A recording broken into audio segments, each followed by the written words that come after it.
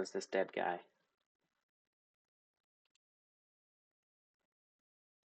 Oh, green. Are you colorblind?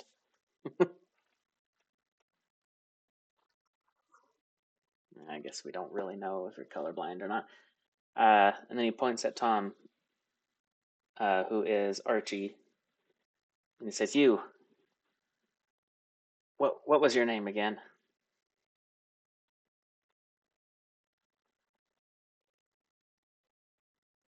Yes, the religious one. That's right. What were you? That's right. Well, you dressed the part, at least underneath. Another one, huh? He takes it. That's what it says. Perfect.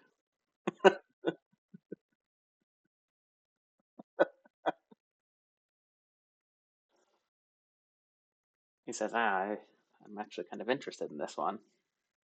I'll set this aside. Puts it in his pocket.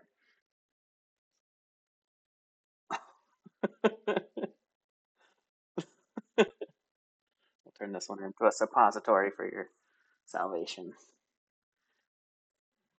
Listen, so you apparently learned how to, I guess, choke. Oh gosh, no. Let me change the words that I'm about to say. So you were not choking a chicken, you were destroying that turkey and just really causing problems, but this is good. This is what we wanted. This is all experimentations, and I'm learning from it. You three are wonderful creations, and I need you.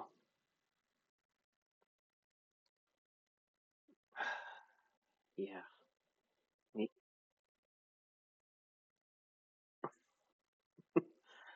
Well, I may need it. I've been thinking. I've been thinking about a lot recently. But listen, so I, so Ward, the scientist, he'll be here in a few minutes. He is uh, my co-leader, you could say, researching with me. Um, he brought me or I guess he sent me and uploaded the video feed that I had put into one of the chickens, and I'm quite impressed. And so I don't think you guys need to head up north with me. I think what we need is to. You're sorry?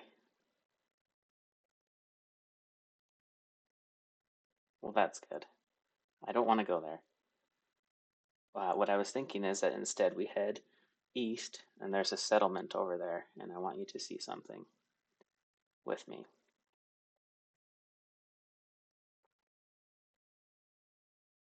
Well, actually, that is very possible we're talking to the same place.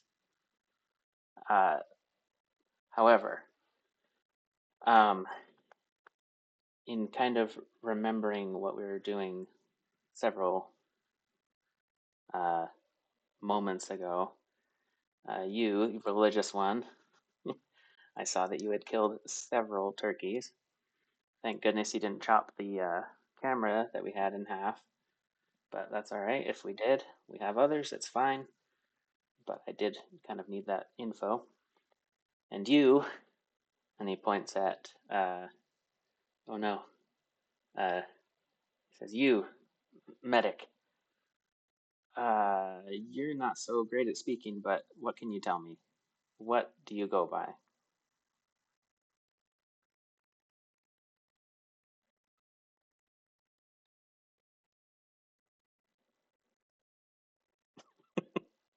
He takes a couple steps back.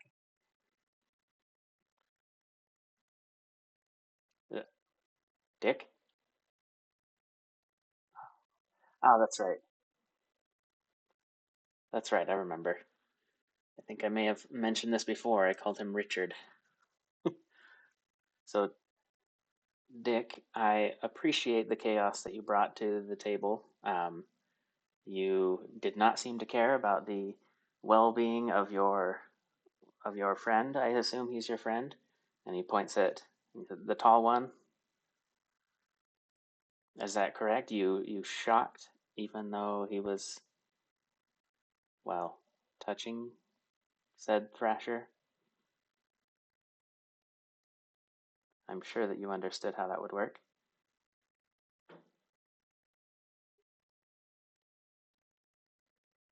Thank you.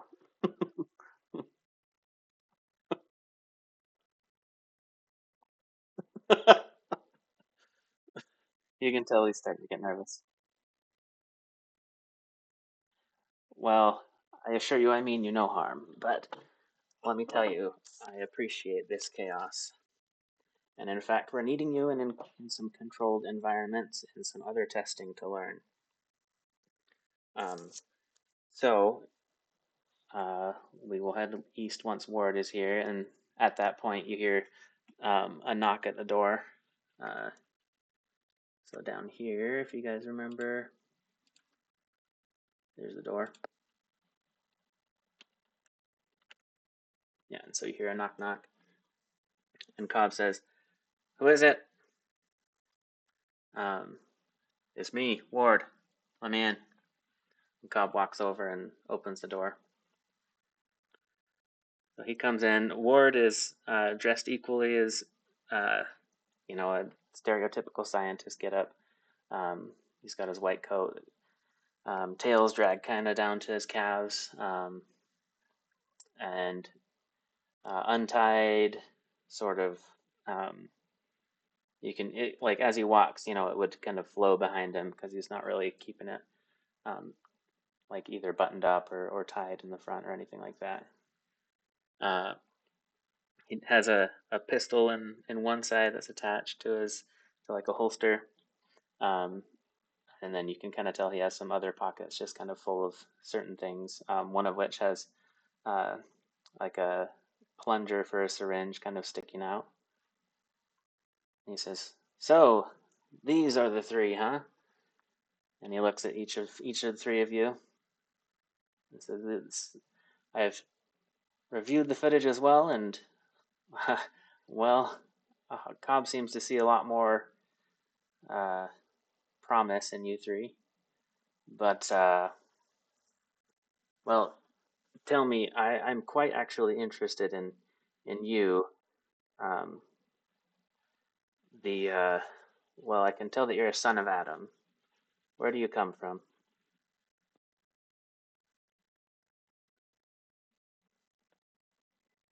You mean you're unsure?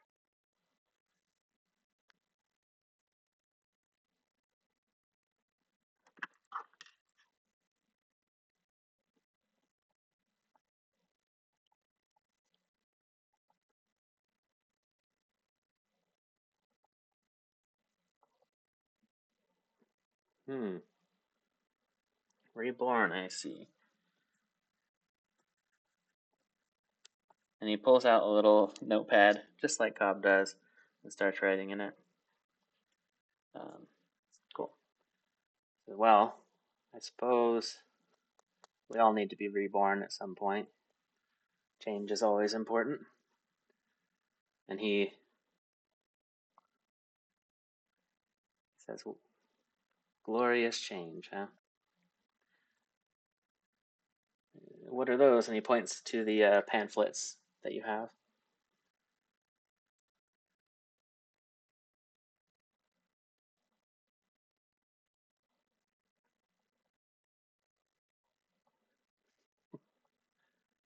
Uh, and he says, "Could I have one?"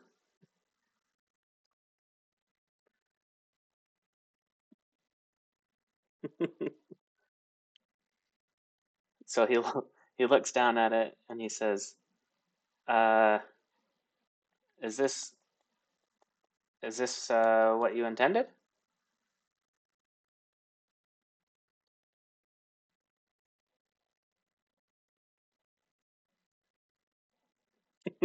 He starts thumbing through it.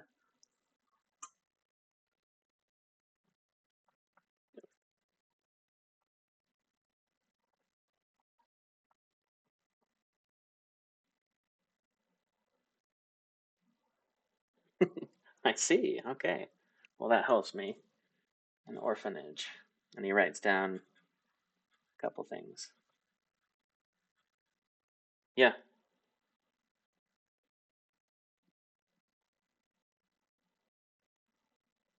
Oh no. Okay.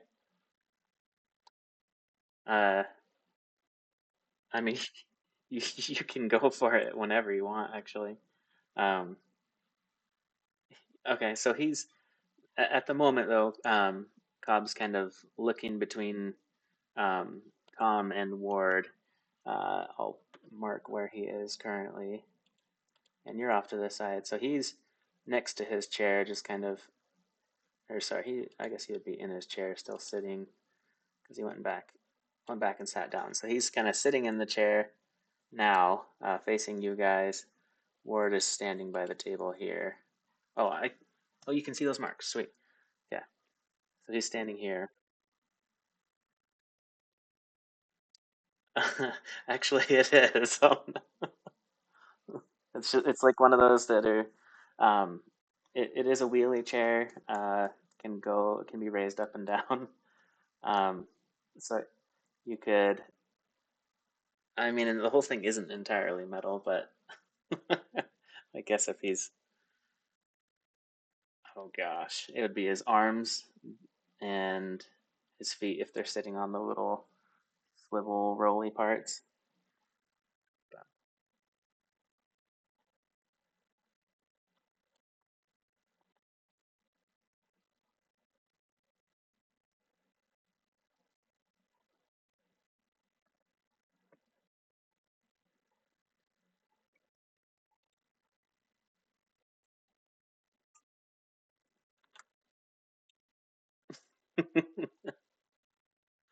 Okay. So, like you're gonna grab onto it, or kind of, I guess. You'd be just, I guess, touching it.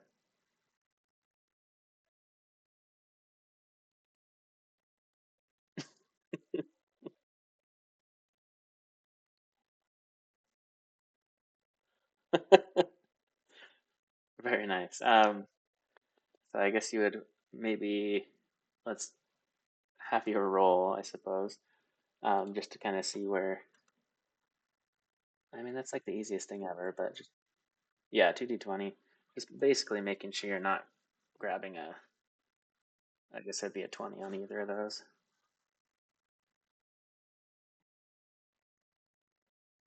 Okay, so you're making connection with.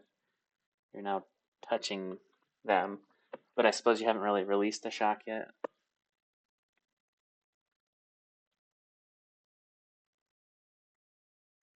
Okay. All right.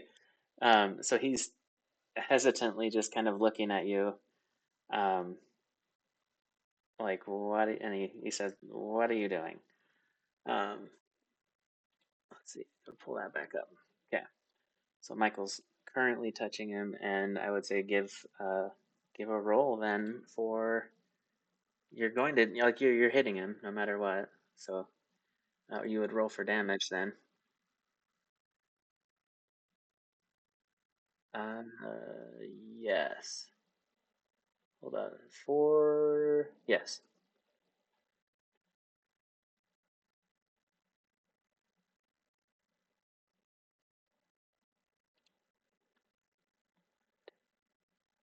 3. Okay.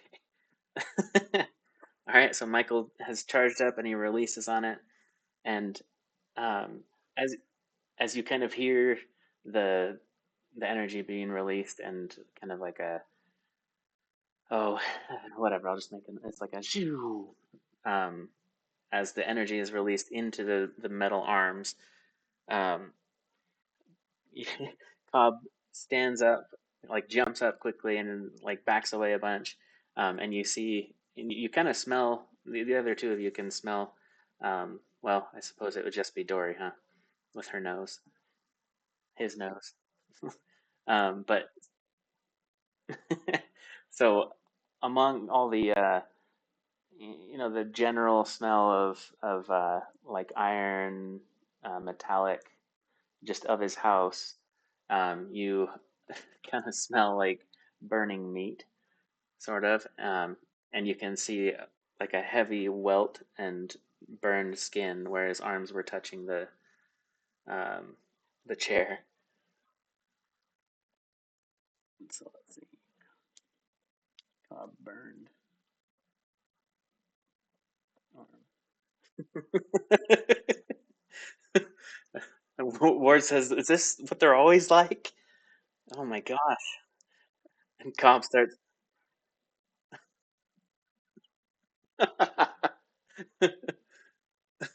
she, yeah, he's like, "Oh yeah, yeah." Like you're not the one being shocked, and you're sitting down too. Well, so Cobb's standing now. Yeah, Cobb's standing, and he's like, "What the heck, man?" He starts kind of uh, yelling, "Gosh dang it, why me again?" And so he's taking 3 points of damage. Let me remember where he's at though too, real quick. I guess I can find it when we're figuring other things out, but I'll just mark down he took -3.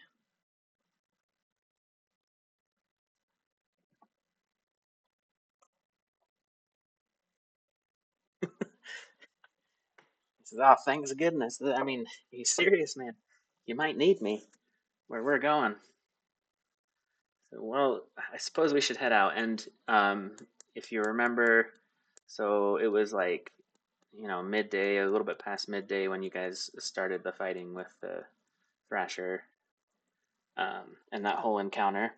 Um, and so we're, I don't know, probably coming at like 4-ish, so more mid-afternoon. Um, he says there's gonna be a little bit of walking, but we'll get there. Um, so,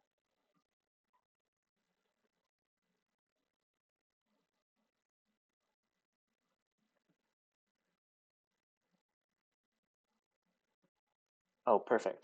Okay,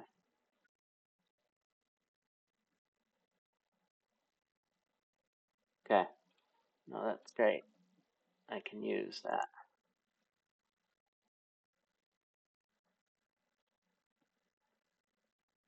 Oh yeah, pin it. Okay, I do appreciate that. Atomic creations fantasies where people. Oh my gosh, Half Life is the result of higher frequency. Later day radiation. Half Life is the result of higher frequency. Saints. Uranium, thorium, iridium, francium, francium. Wait a minute, what are those? Those names sound familiar. Thorium, radium, francium.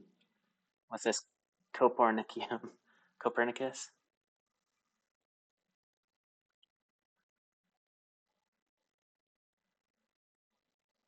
Oh, yes. Okay, that makes sense.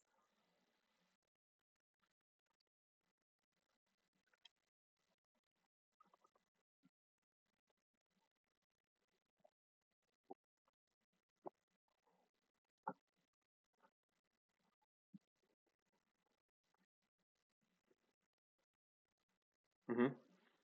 Copernicus is definitely one.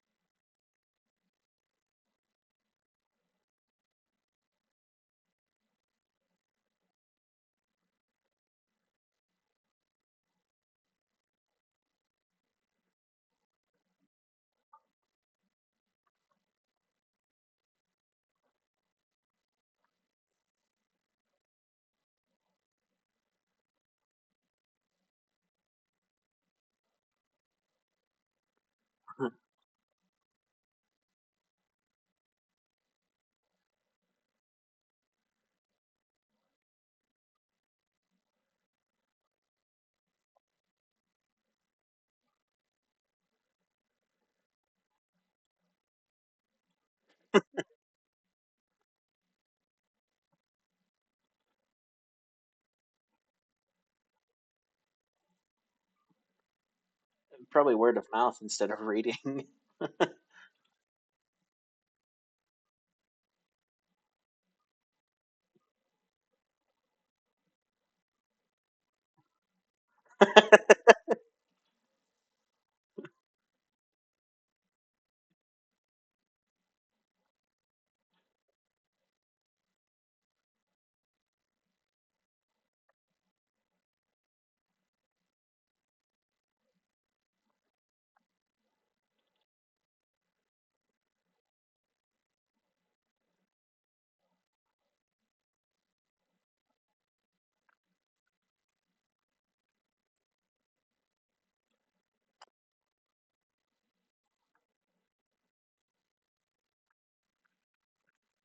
I love it, actually, quite a bit.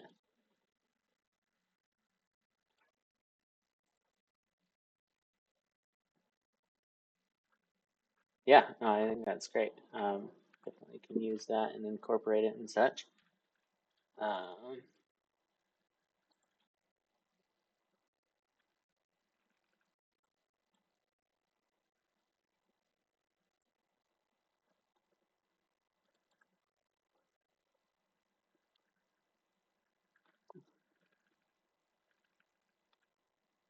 Here we go.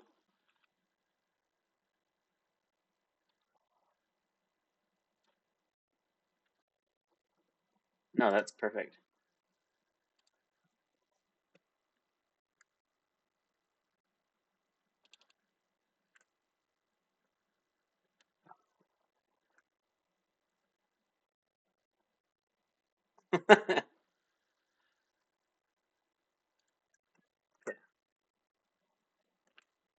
Yeah, no worries. All right. Um, so yeah, you guys are now having burned Cobb. Um, so he's here now, like standing up instead. Ward's sort of laughing at him. He's quite entertained and appreciates you guys. You can tell. Um, and he says, "Well, shall we go?" And Cobb says, "Ah, oh, please, anything to keep away, and or at least give us more room. We need to keep away from him." And he points at Dick,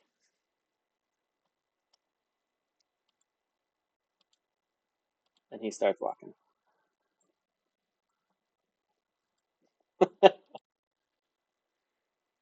And so he walks to the door and opens it. He says, "Shall we?"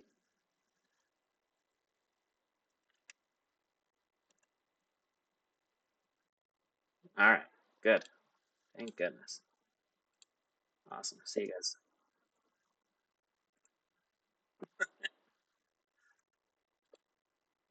Wait, are you running out? Of course. I want. Let's do it. Roll, roll for chaoticness. Let's say you succeed with lower numbers. This is just a difficulty. Well, how fast are you running? Like full speed? Full speed? Haphazardly? Wonderful. Okay.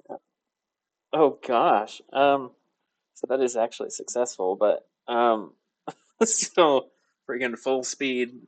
Um, Jasper, big tall ghoul, just starts scream running out the door. Where's the mouse?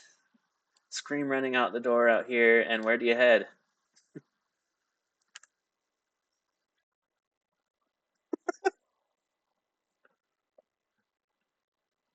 Okay, and let's also,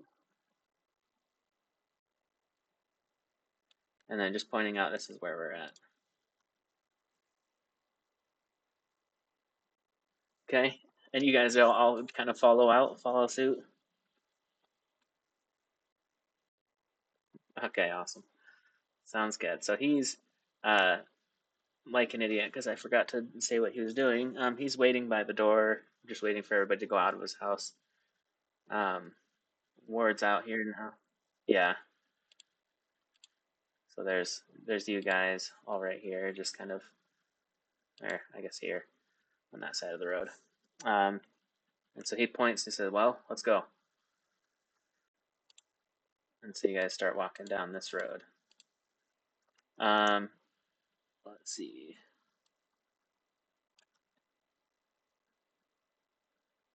If I can move this a little bit. Sweet. Okay. Um, coming up to here, uh, this is like a underpass for a bridge, and then we'll call this open space where you're sort of just walking in the middle of a field. I'm gonna pull up my Foundry tabletop thing for our travel, see if we run into anything slight wacky wasteland or whatever.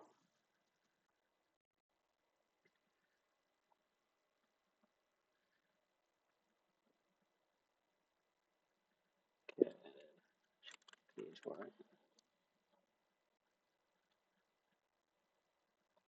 Game Master, join.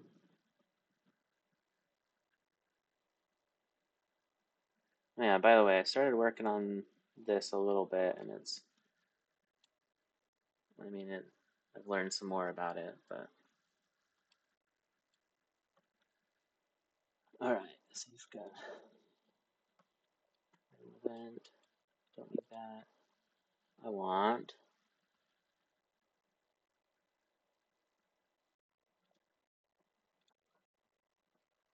He didn't. He just ran as fast as he could. Unfortunately, honestly, because I wanted him to run into stuff too. So you rolled high, or sorry, you rolled like good, successful. Oh, what the heck? Um, yeah. Let's see. Here we go. So introduce a new PC, trust, and what's the other one? Oh wow. Okay. And then big question. Go.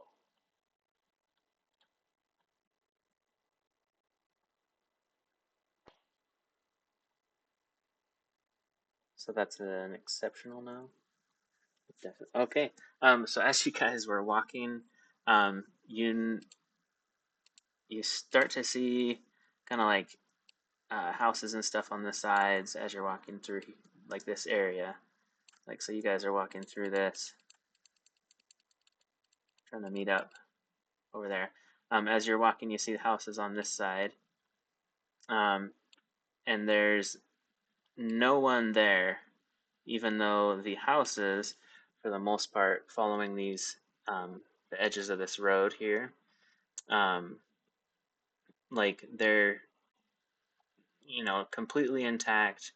Um, it seems like they would normally be inhabited by people, but absolutely no one is in this general population area. So a bunch of houses here, stuff by the water too, but absolutely no one is there. Um, and you notice on, well, actually, let's do to have you guys give a roll for just straight perception.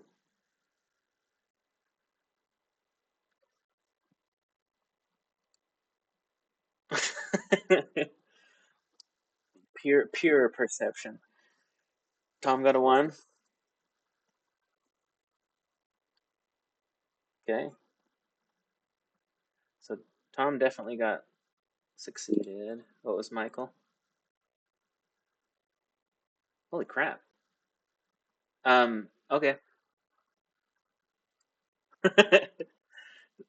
So what you notice, actually, let's see. Tom, I think succeeded as well. Um, did you get a one? Oh, holy cow.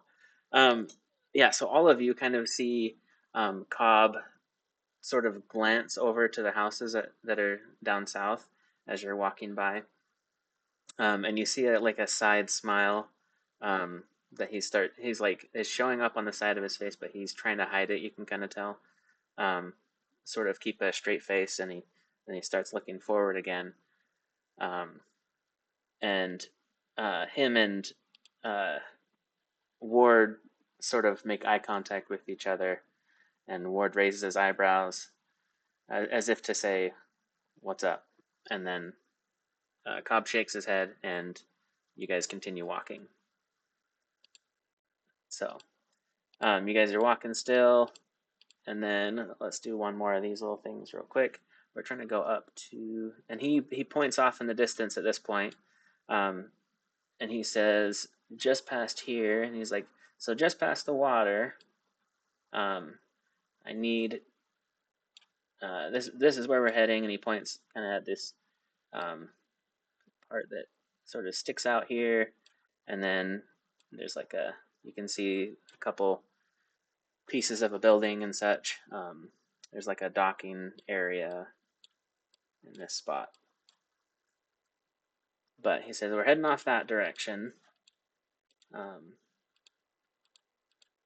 then I'm gonna roll one more time real quick for we'll do fake question with that.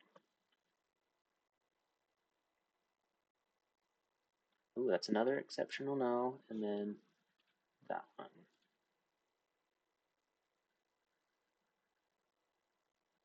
73 and reward. Okay, cool. All right. So, and as you're walking a little bit closer, um, you're starting to make out the scene of what's going on here. And let me throw that picture over if I can. This is surprisingly hard to do. So I need the map.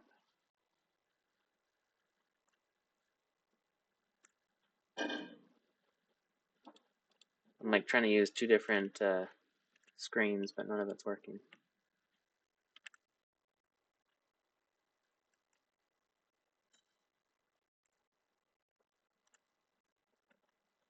Okay, there's that.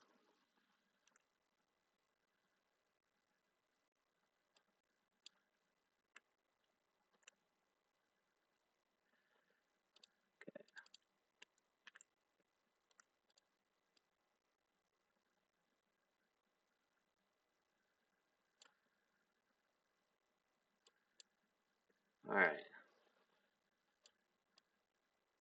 So if you can kind of just picture this kind of porch docking area would be more hanging out over the water. So we'll do that.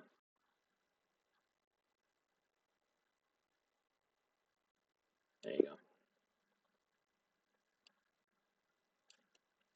go. Okay. So you guys are coming up on that. So we'll say you're entering. So I should have moved those up, but oh my gosh.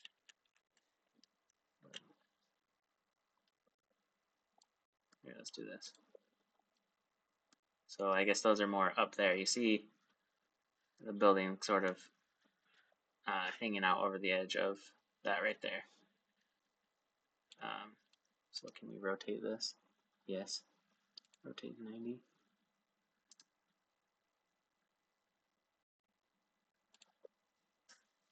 There we go. Okay.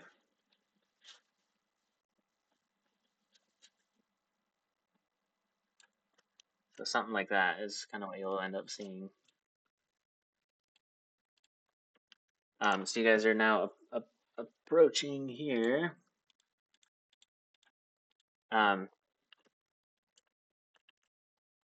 that bigger. Sorry, I'm having some serious issues.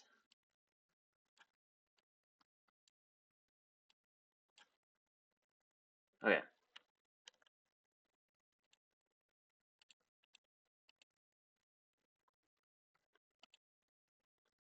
All right, so you guys are coming up from down here now.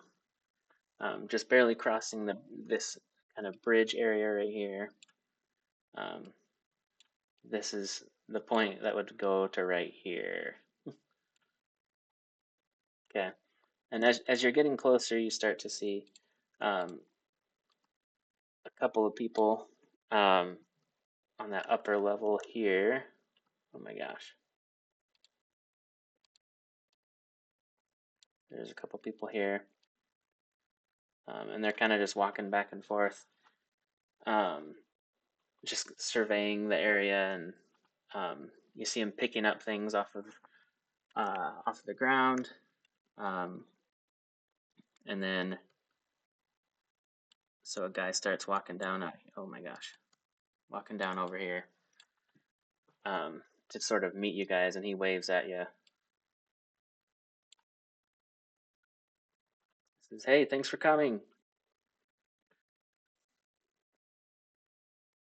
It's like, Cobb, what a welcome moment. Well, as you know, we've been messing around with, well, I guess the trackers. Um, you could say that we've had more success than we need. And so he comes over close to you and just sort of meets you right here.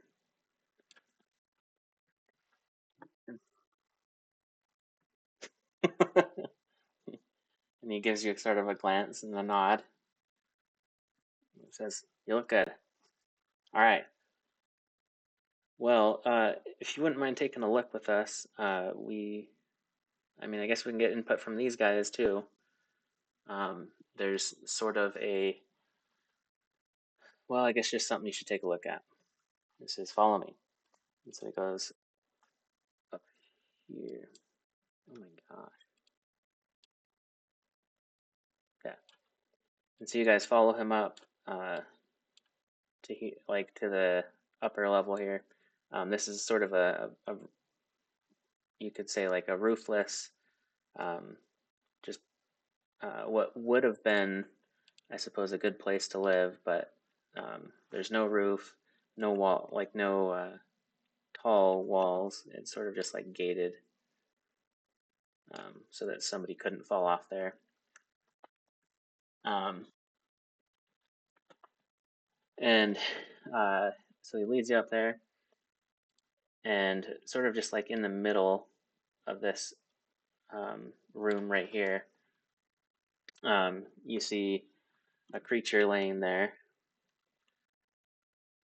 Um, let's grab this guy, creature.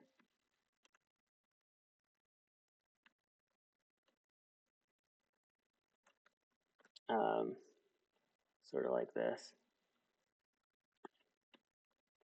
Grab this thing. You got kind of like a bare nose, a bunch of quills sticking out. He's, and it's laying there just dead, and there's like just kind of blood all around him, and pieces sort of scattered around the room, um, just all over the room, up in this top area. And he says, "I don't know if I like what I see and how our guy has been behaving. Is this kind of what you expected, Cobb?" Cobb says, "Well, I don't know what I was expecting with a creature like him. He seems to be sort of causing mayhem wherever he goes. I see that as a problem." But the the turkey? No, we're not talking about the turkey. There's a Okay, fine. I'll just tell you.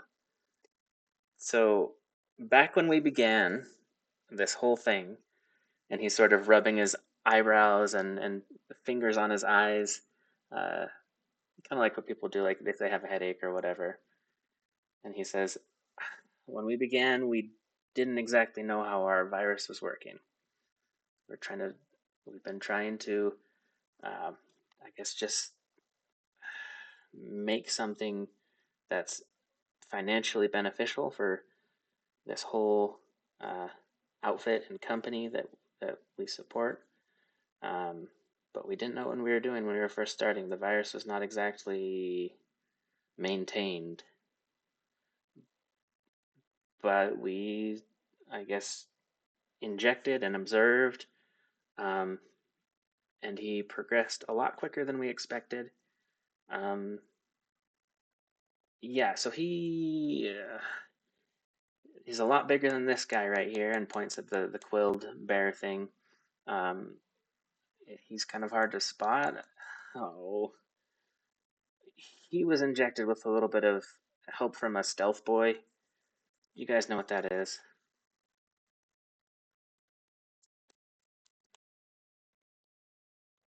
Um, yeah. So a stealth boy is so it's a machine. Um, so like a small, compact little. You could kind of say it's about the size of like what a little mini med kit would be, like a small first aid kit. Um, it's called a stealth boy because it's kind of electronic, just like kind of like a Game Boy. So like small, not like handheld and so it is handheld and everything. Um, and so with what you guys, I guess, would know as your characters, um, the history with stealth boys is that the large super mutants would use them a lot. It would turn their skin blue. Um, but some people would either like push the button and it would kind of be used how it's supposed to. The They're called nightkin, um, but they would turn blue because they would use it so often and it would cause a lot of psychological effects to them. The nightkin a lot of times would, instead of pushing the button and using it kind of how they should and holding it and keeping it on their person, they would bite it instead.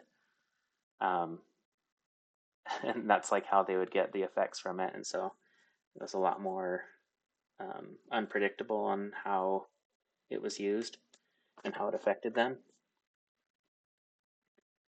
And so Cobb's saying, so he's had one of those, and it's sort of integrated into his uh, his body now. So typically he's going to be found uh, invisible, very hard to spot, and very camouflaged. Um, and apparently, as and he points around at all the nasty stuff on the walls and on the ground, and he says, apparently he's been growing worse recently. So if you guys can keep your eyes out for him, I suppose that would be extremely helpful. So maybe put that on your to-do list. Um, what I was intending for you out here is there's a handful of people um, that, well, the, there's uh, a wandering caravan that has been, well, turned over recently, and I need you to go and check the remains and see what you can find. It's not far from here. It's just a little bit, and he points over. It's a little bit to the east, a little bit more. So I'll hang out here and kind of clean up with them. So if you don't mind taking a look over there, that'd be great. Can you do that?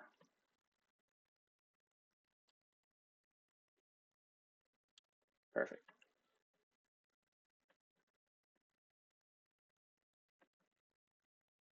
All right, give me one second.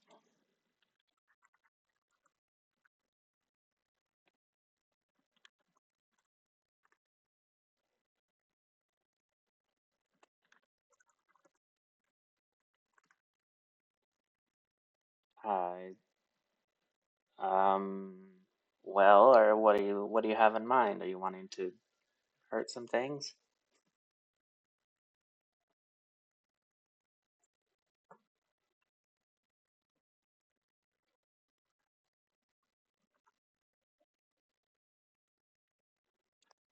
More animals. Well, on the plus side, you won't be finding any animals at the caravan, so maybe go over there and tell me what you find. Or at least tell me what's left of the caravan.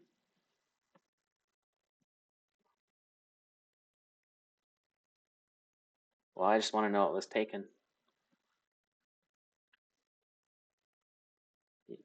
Yeah, I guess you could say that. I didn't want to use that term. Sounds, well, boring.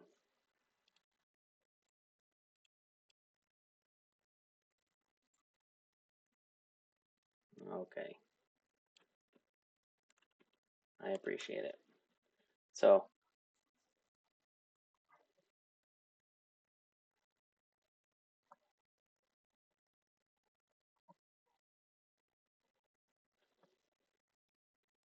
what was this? What was the response again?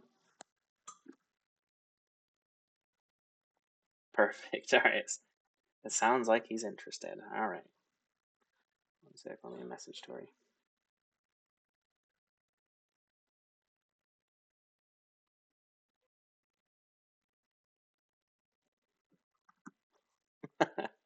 I appreciate that. All right, head over that way. It's just follow down this road here, and he points down. I mean, he's standing here, but he's pointing at this road. He says, down that road a little bit.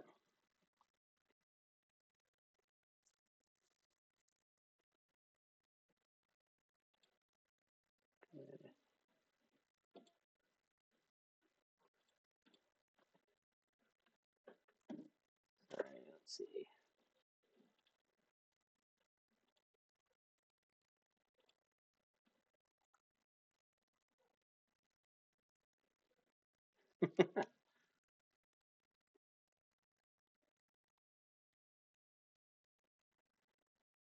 Perfect.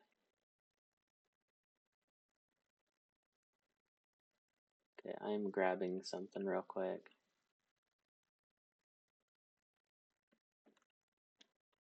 Perfect.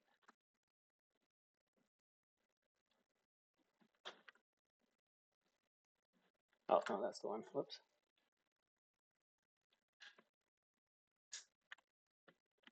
Okay. Um, yeah, so you're heading down the road, and as you're getting closer, you see a Brahmin, if you remember those. It's those cows, the two-headed cows. You can see one laying on its side, and it was attached to this here. This is kind of the typical caravan style um, transport that you would see. Um, there are a lot of these little things just kind of busted open and such. These are, yeah, like, I don't know how to do that. Anyway, but a lot of packages and stuff just kind of strewn about. Um, and as you're getting closer and closer, you're starting to see that a lot of it's busted up and broken. Um, and so maybe roll. Let's do some more perception checks real quick. Let's do yeah. Let's do some survival. Okay, no, that's fine. Okay, survival. At least you didn't. Yeah, roll a 20. Survival plus perception.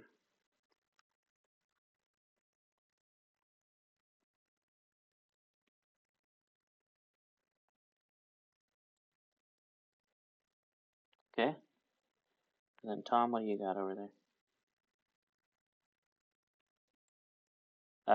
Survival and perception. Tom's perception's 5, survival 2. So a 7. Oh, okay.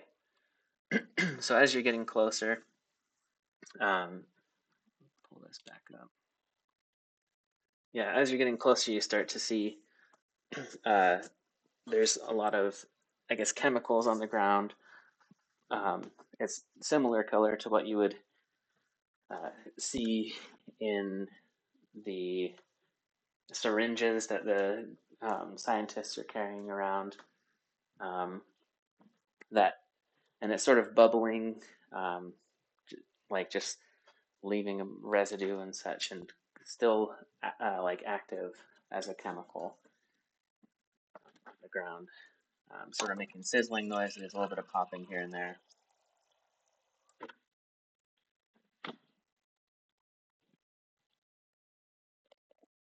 And then give me, um, let's see, Michael and Tom. Could you give me a just agility roll? Yeah, do two d20.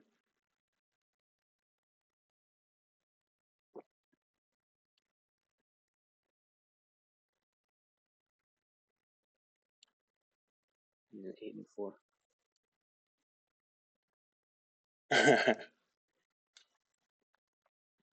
You know, I actually really like that thing. I used to hate it, but I started making fun of my like nephews and whatever, and it's so funny to me now.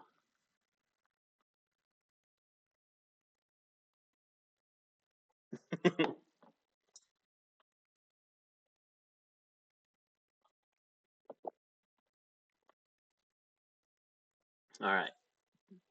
So what, Tom? What did you roll again? Oh yeah, six and seven. That's right. And then Michael was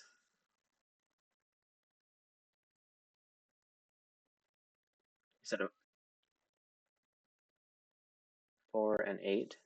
Agility, survival was two, six. Okay, perfect. Um, and then Dory also, if you want to give a couple roll.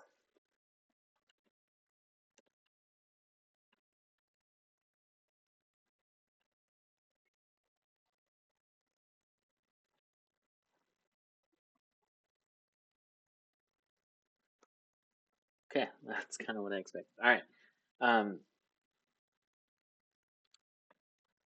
okay, so as you're kind of getting closer and you see the all the liquid and such spilled around, um, there's you see this sort of guy pop up. I'll see if I can throw it over. There we go. You recognize his head and everything, the typical outfit. You see his head sticking out. There we go.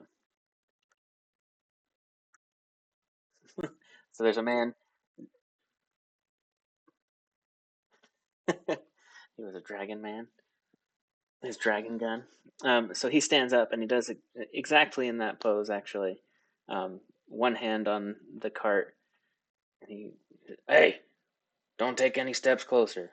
This is my hideout. This is my place. You can't have any of this crap that's over here. Mine. My buddies are coming in a minute. You better take off now. Pants. Of course I need pants. I always wear pants. Can't you see pants? He pats his kind of his like crotch and legs and stuff.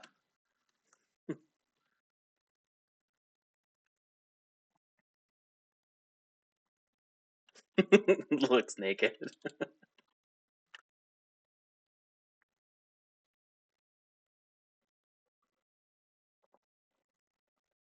Huh? What are you saying? You're kind of stressing me out.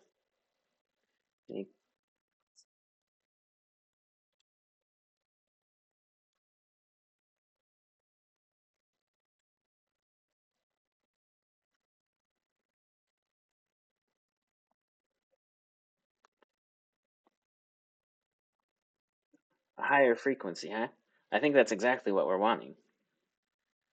It says you stay right there.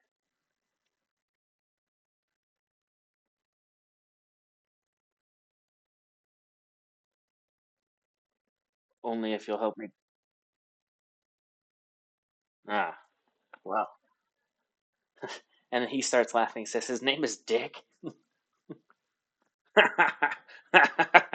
Oh man, you guys. What? And he points the gun at you. He says, "Say that again." Oh my.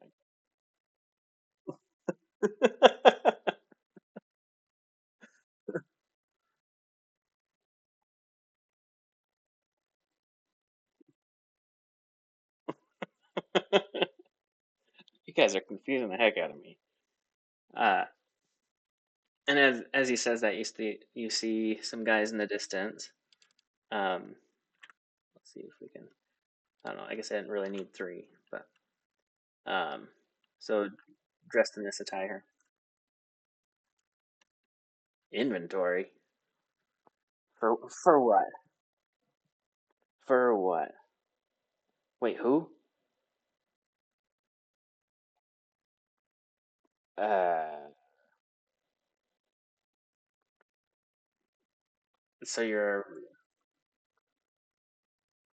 a religious type, huh?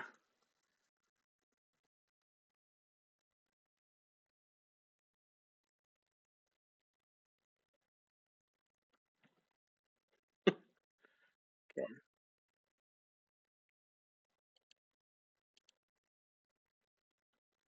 okay.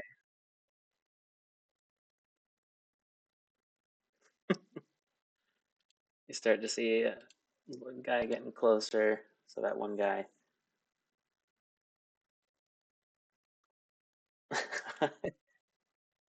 You guys are so friendly. That's funny.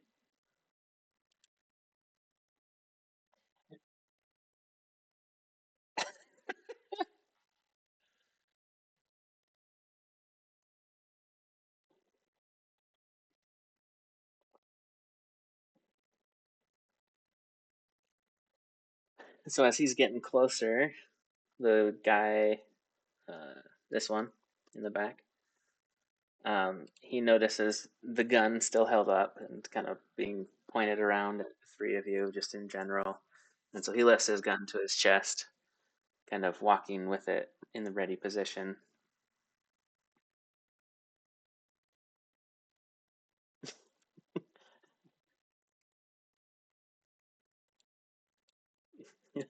Did you call that clothing? Says the guy in the front closer, not wearing pants, but actually wearing pants, wearing brown pants.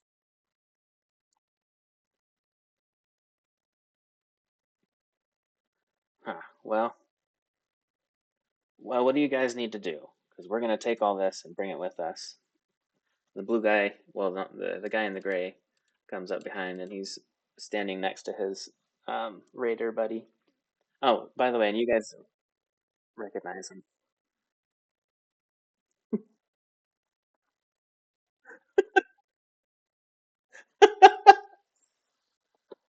Oh my gosh. Okay.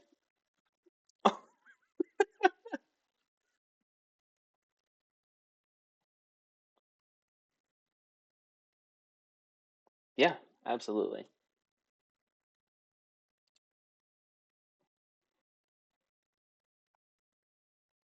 Yes, I would definitely say so.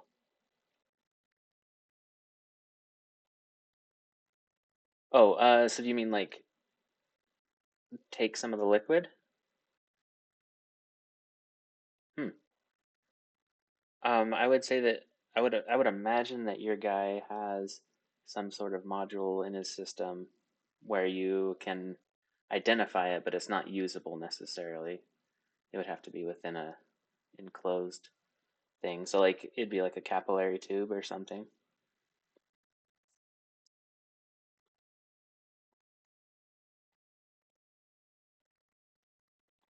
Um, oh, so you guys would want to like scoop some up and keep it. Is that what you're trying to say? Ah, okay.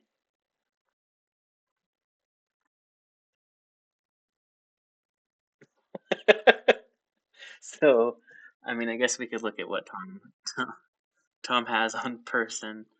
He currently has a noodle cup, um, which has noodles. Yeah, I think he has two of those. Oh no, he has one silt bean. So he has a bean. So like it's kind of like a green bean but large. A noodle cup. Um, I mean, you have. That's all Tom has. What does Dory have? Got your rolling pin. So you just like have this pipe, this gun that you have to hold up right, otherwise the stuff falls out. And then Michael.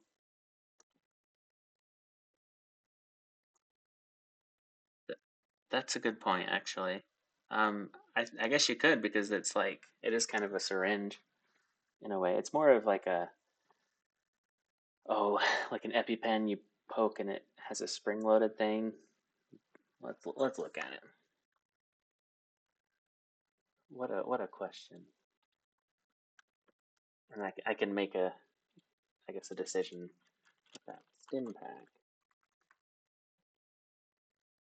No, it's not. I mean, I guess I didn't really expect a lot, but because there's nothing to plan for. Uh,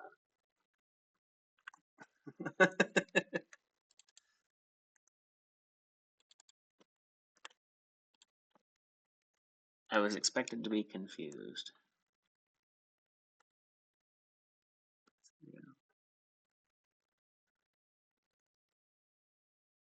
You know what? I'm gonna say that you can.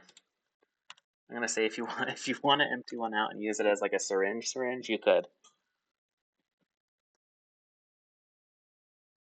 Okay.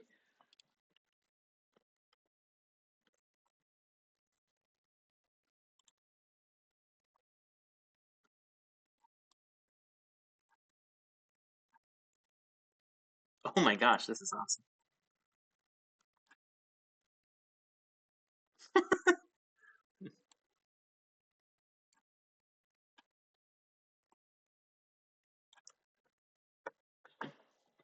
Okay,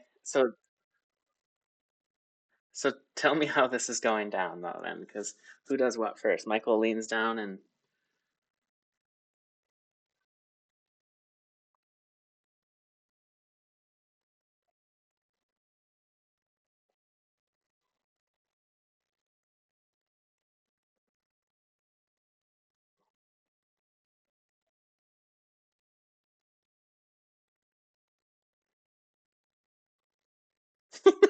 oh wait, so the right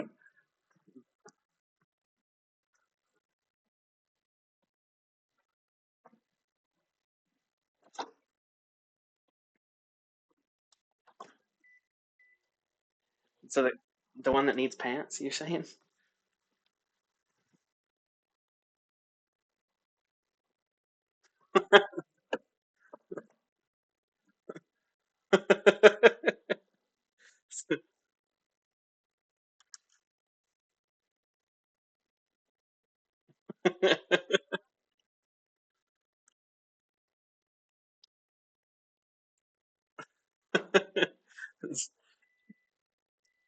He's,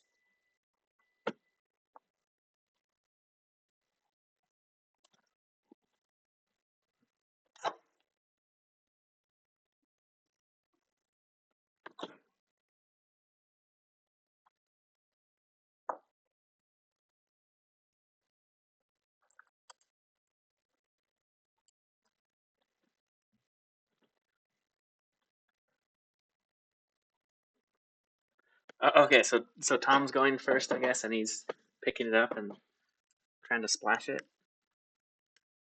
Is that right? Okay.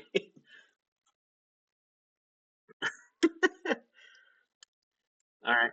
So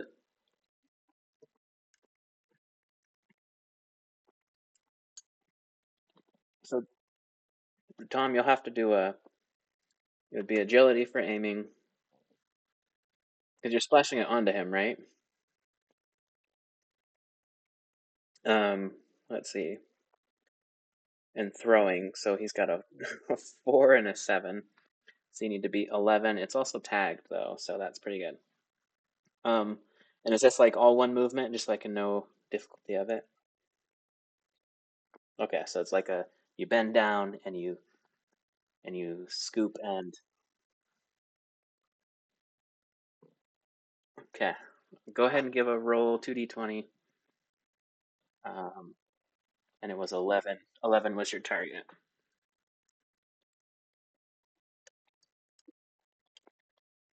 I would say that at this point you have, and he said, "What are you doing?"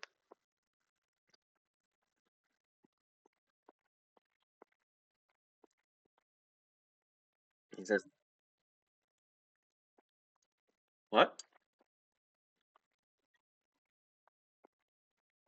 Oh, interesting. Oh yeah. Um, so At this point, Michael has gotten his sample. The um, the guy holding the gun is kind of like you can see his arm sort of stiffening as he's getting a little bit more tense. Hands start shaking a little bit, and then Tom, all in one swoop, goes down with his cup of noodles, noodles and all, still in it. Um, although dry, I guess, at this point. But so he, yeah, scoops up some of that um, green substance and splashes it towards the guy, and a little bit of it lands, um, and I will color onto him a little green. So some of it lands kind of like on his clothing here, instantly starts like bubbling and starting slightly eating away at it. Um, it more kind of makes it just like uh, melting in a way, like changing the form of it into more of a liquid. And then he starts to feel, of course, pain as it hits a little bit of his like chest, and it feels a lot more warm. And he kind of yells. Um, and at that point, he does pull the trigger at one of, uh, and I'll have to do some rolling real quick, but he is, let's see, what are you doing? So he is pointing at, I guess, Tom right away. And so we'll have him roll real quick.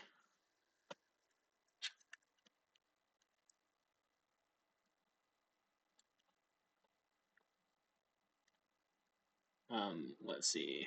So he's 6 with a normal gun, so 8. Okay, just give me a normal roll.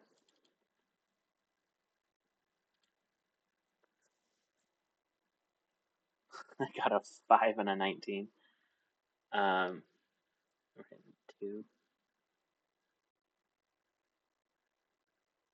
So he's got 1. All right.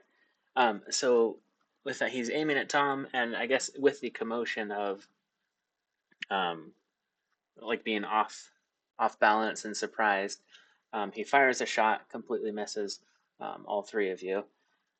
Doesn't hit anybody. It kind of is more pointed up towards the air, and it rings out.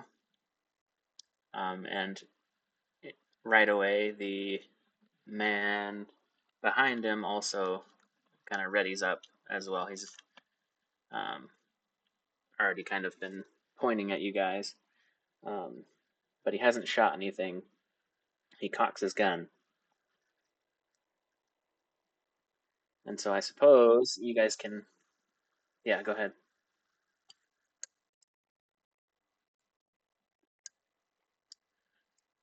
Yes, it would be initiative. I think.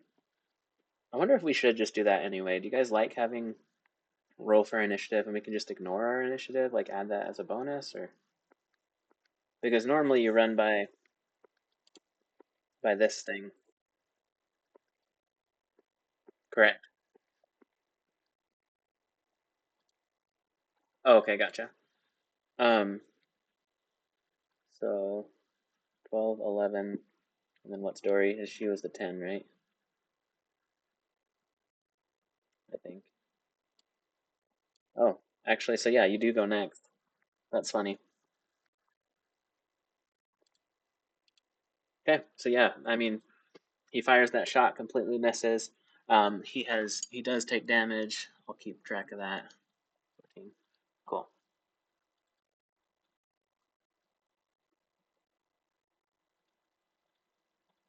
Like the bad guy?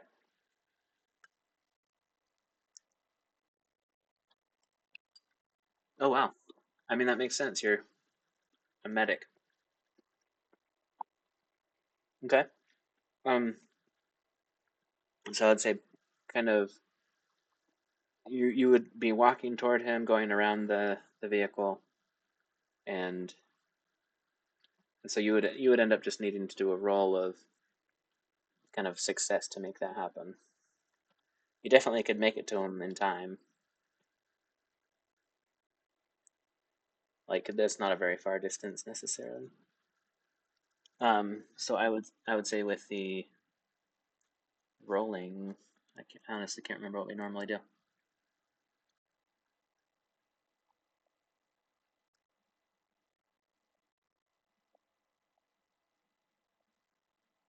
Oh, is it medicine? Okay, perfect. Which was 4, 8. So you need to beat a 12. Cool. You got a 4 and an 18. It is a tagged skill, which counts as 2. Um, so I mean, you come over to him. I wonder if I should like. I wish I could see a cursor better. Yeah, so you come over around this guy right here.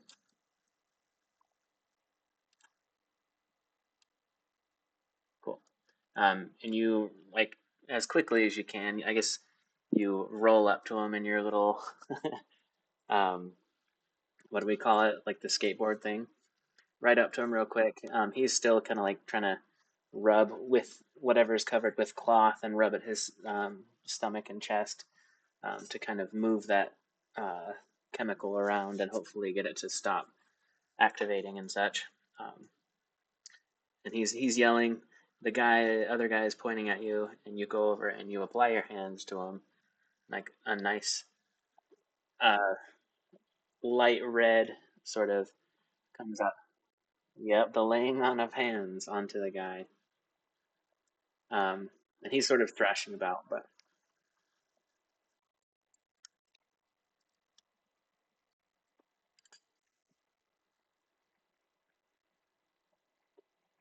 and he's sort of screaming and patting and stuff like that, and kind of still moving around. He hears that, and he looks up at you and is still moving around. He's like, "Get away from me!"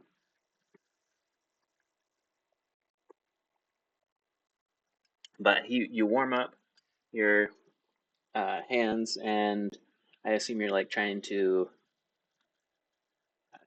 how would this work? Maybe heat up the substance, or maybe even cool it. Let's do cool. That would make more sense. Got your cryojets.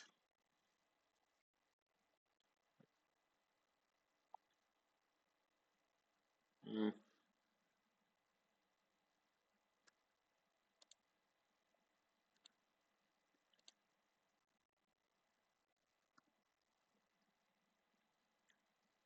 okay. You wanting to like hold that out to him or something? You also have stim packs as well.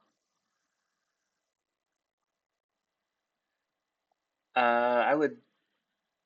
So knowing your three guys, I can tell you, Radaway is basically useless to all three of you. Um, Tom absorbs radiation, the ghoul heals from radiation, and you are immune. So if you want to hold that out to him, it'd be like, yeah, go ahead.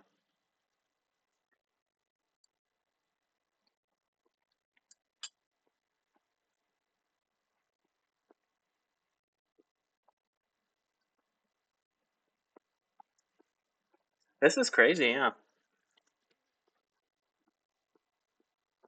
You did. You hit him on the.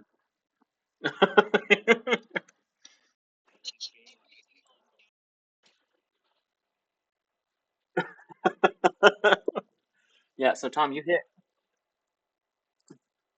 here on this guy. You hit his chest and like burned a little bit through his um like the material of that little shoulder pad, and it fell onto like his chest and started like burning through the cloth.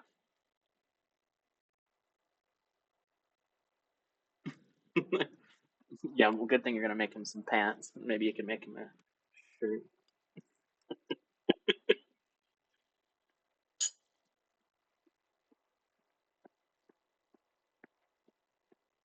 All right. Well, with that, he's like, "Whoa, oh, ah, ah," and he starts kind of like calming down a bit, and he sets his arm down, with the one holding the gun, and he's like, what, what are you doing?" Also, you would want to, I guess, Michael, could you roll real quick, just the I think it was the damage. It was still the, yeah, 40-20, right? For the healing?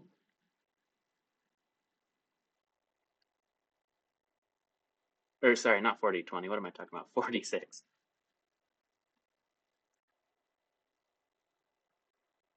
Basically, if you get any twos, you're good. Okay, sweet. No, that's good. So with kind of like the sudden, holy cow, this hurts, and then the switch to, wow, it's gone. Um, in hopefully not getting any sacrilegion, but you know, how, like Jesus cut off the ear and then healed right away. That's kind of the feelings. Or that's right. Yeah, sorry. I should not say that incorrectly. But that's kind of the feelings that he's going through right now. Is like, what on earth just happened?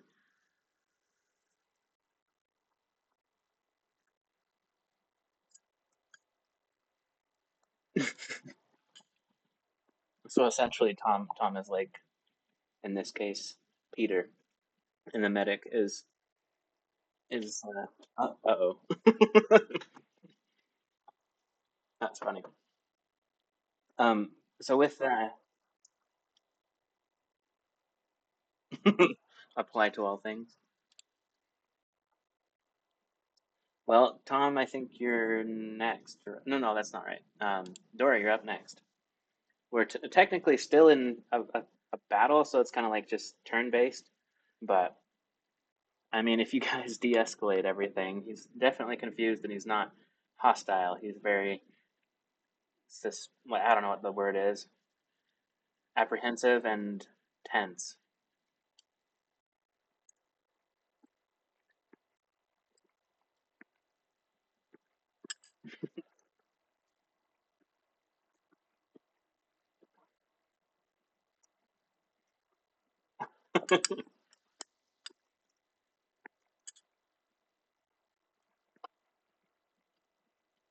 Um, you definitely can. I think you should roll for some damage. Or just unarmed,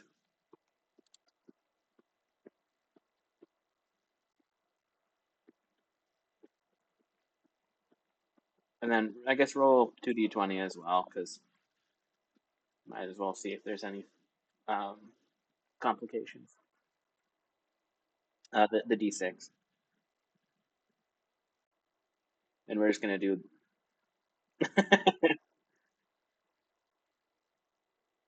Oh, okay. Yeah, you definitely make contact with the back of his head, and you do it twice, right? I mean, if you want to, like, we'll take away one action point, but that's all we need to do.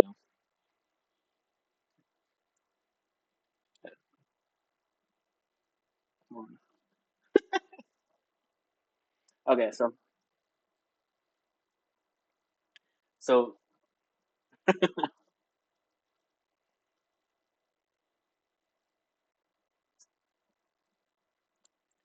did you guys rest when you got back?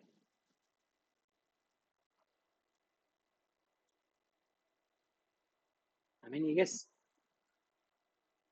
you guys didn't. So Tom's sitting at 5 health. Um, so with the first, what the freak? Um, so he takes one damage from the first slap, and then with the dodge, he doesn't take any. Um, so still sitting with four, but it still did damage. And you hear kind of like the cupping noise of the back of his head on that first slap.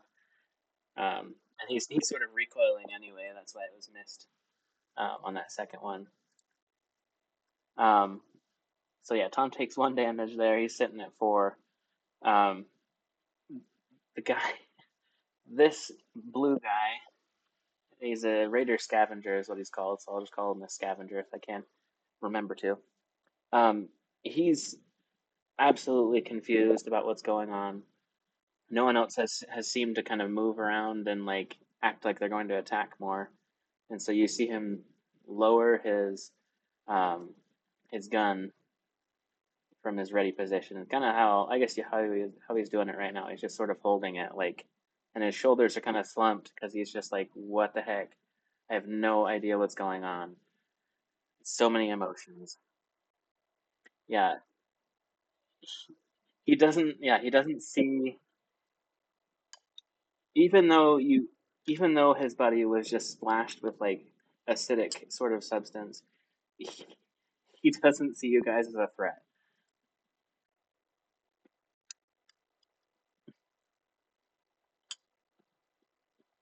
And so he's sort of staring at you, and he says, uh, "What are you? So, who are you guys with? Who are you doing inventory for? Is that what I heard? Who? God? Uh, Um, which one? There are many. Are we talking?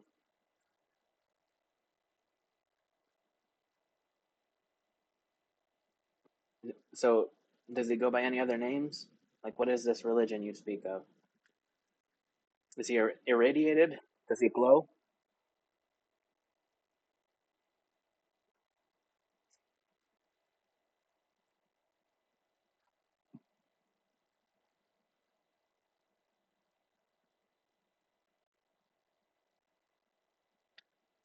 Oh, Cobb. I've heard that name before.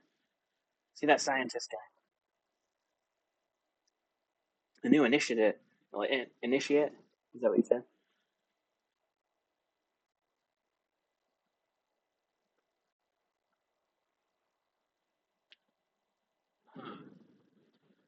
Well, I think we're gonna have to take this stuff and maybe. I would assume that it's his, so don't tell him you saw us, I suppose. Yeah?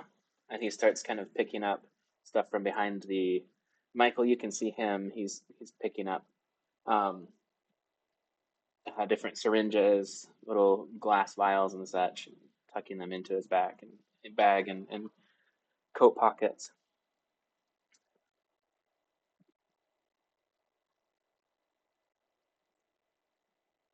In that case, let's take it all. Where did you say he was? So how about this? You tell him it's empty. There was nothing there. Raiders got to it. Uh, and here, take these. And he reaches into his pocket, and he pulls out a little bag. What was that? 23? Sweet. Um, and inside the bag, he says, "Here, there's about 50 caps for you." Or sorry, to be exact, I think it was 46 was the change we got back. 46 caps for your trouble to not tell him that we were here. Agreed? All right. All right. So hurry on. Yeah. Let have pants. In fact, I have an extra pair. I have an extra pair back at our settlement.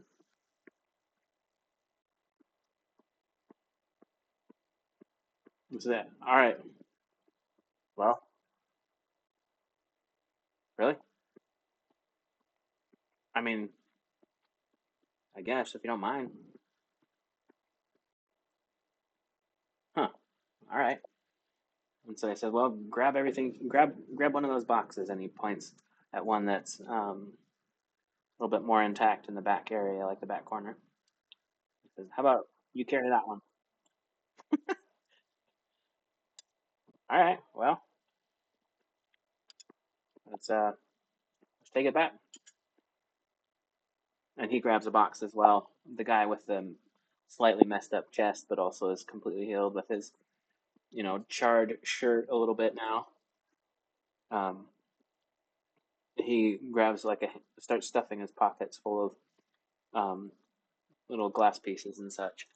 Um, Copper wire.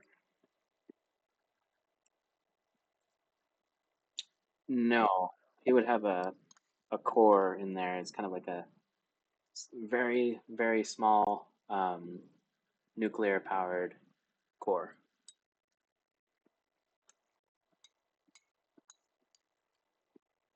Pretty much, yeah. Pretty much, though. I mean, it's a nuclear battery.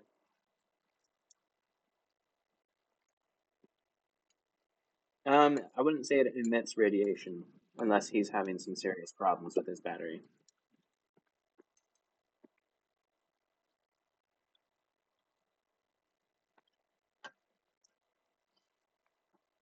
Uh-huh. Tom absorbs it and then it can shoot it at people.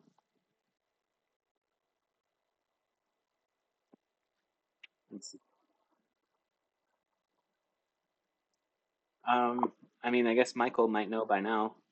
What did you roll perception or anything like that for it? I don't think so. Michael, because you had picked up like a sample, right?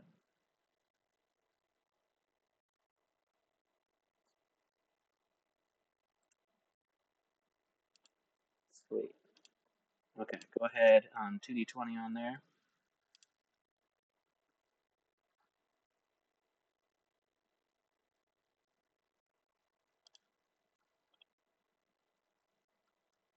Okay, you said 3 and 16. That's a normal. Okay. And then let's do this guy right here. Ooh, a 1. That's fun.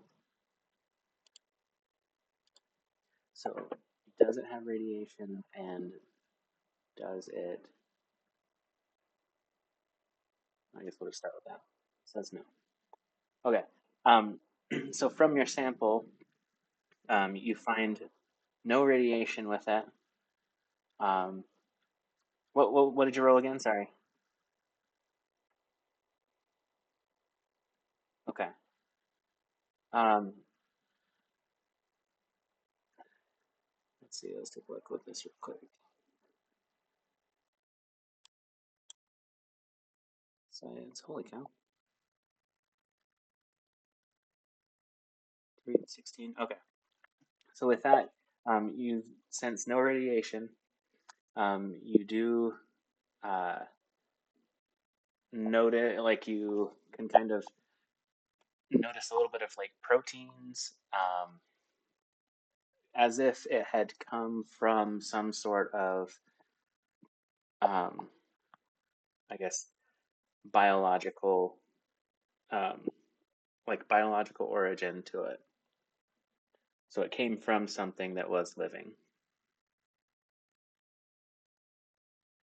No radiation, and then as you took the sample, you could still kind of see bubbling with whatever was. So you had your little capillary tube, and you can sense bubbling of movement still within that little capillary tube, but it is staying within it. So that's good. It is also, we could say, something that you investigate later as well.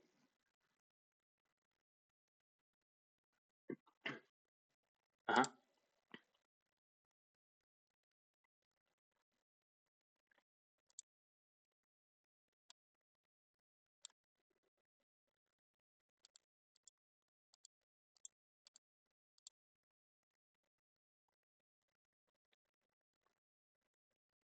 Um, so you could. Um, so it's not hurting metallic substances, right? It's still active, and it was um, like causing a chemical reaction with the scavengers, um, I guess the materials on him.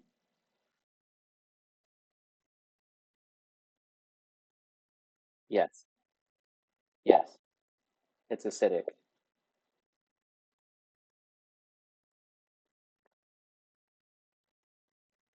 So it just didn't have any effect on metal and whatever you would be made of. I suppose I should say in glass as well. But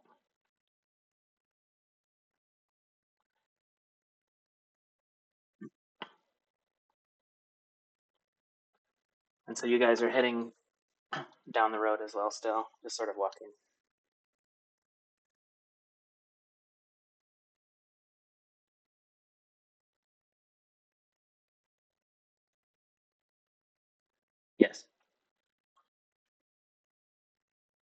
Just give it, 2d20 again real quick.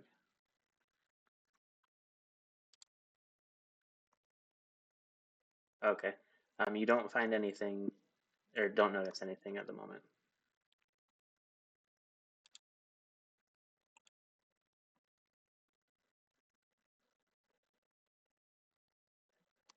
However, um, you do notice there is something um, in one of the corners of the. So let's kind of point at it. There's something interesting right here that kind of shows up on your TagNet system. And then I would imagine that you'd want to look in. It has kind of the shape of a vial.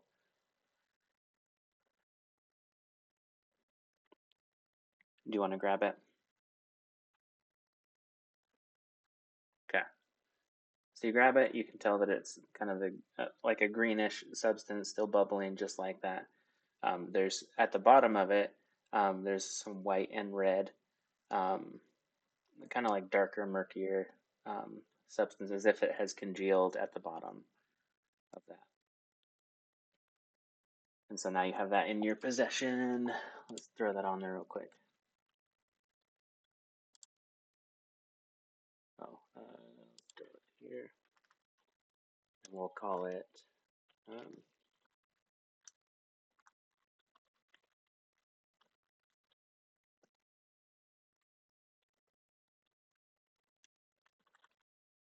yeah, there we go. Oh, vial of green liquid. Oh, nice. Okay, that's cool how it's updating finally. I wonder if being closer to my Wi-Fi stuff is better. All right. So now you have that with you, and I guess, do you grab any boxes or whatever? So we end up with what would be 1, 2, 3, 4, 5 boxes. Oh, that's right. Shoot. Okay. So you're just kind of following along with them. So you're heading over towards the east now. Got this guy here. This will be kind of a bird's eye. It's a fenced area that you're approaching as you're getting to here. So just a fenced area. You can see two heads poking up on either, well, I guess one side on either of an entryway. They're elevated, and their heads are over the fence as if there's maybe like a walkway or something that they're standing on.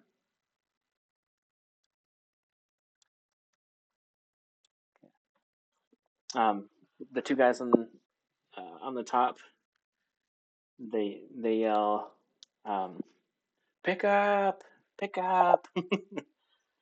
and they open the doors and they swing open. You hear the kind of the crashing sound of wooden, heavy but makeshift doors. Lots of 2x4s and such, and a little bit of metal fencing. As they open and kind of slam open from them, and you guys enter. Around you, um, you're seeing kind of posts and cloth draped, and they make up a small little area over here, sort of like a makeshift tent, torn open with knives and just whatever cutting material. There are little rooms, you could say. In the middle, you've got a couple more people, and they're different outfits, similar to the scavenger, the psycho, and we'll add the other one. But they're all raiders that you can tell and what you've recognized just throughout your life. And they're sort of just kind of talking and moving around. You see, so another one that has like a shaved head. He's got some nose rings, um, dressed similarly to this guy. And he's sort of throwing rocks at one of the other raiders, um, more tossing it at him and such as you guys are walking in and laughing, and other people behind him are kind of egging him on and laughing. They're just kind of dinking around though.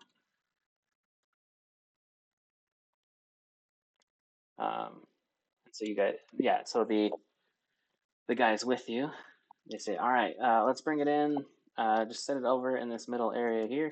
And he points to these. Set them over by the other boxes, and you see like three or four just kind of sitting there as well already.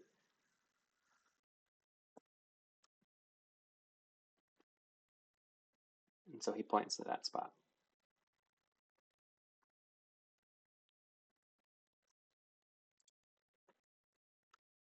Over at the correct spot. Okay. And then you the other guys too. Okay. All right. And so as you're doing that, you have those boxes there, kind of collecting. You said, well, I mean, we could probably get the rest. He says, I appreciate your help. So you guys are helping, you said God? Says the guy in gray. I don't know if I've heard of that, but I think you were talking about the son of Adam. Uh, said mentioned Cobb, who I believe is a scientist. Am I correct there?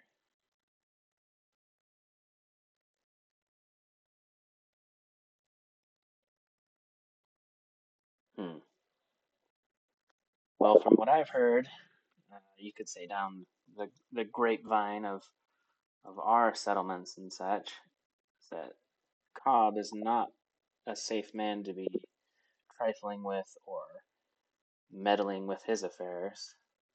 Have you seen anything odd recently with him? What's he been up to?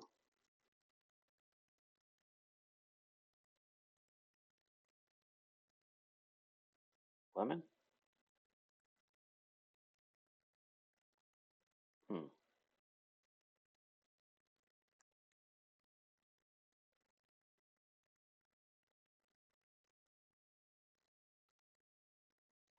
I'm not talking about his affairs. No, no, not that kind of affairs. His normal day to day.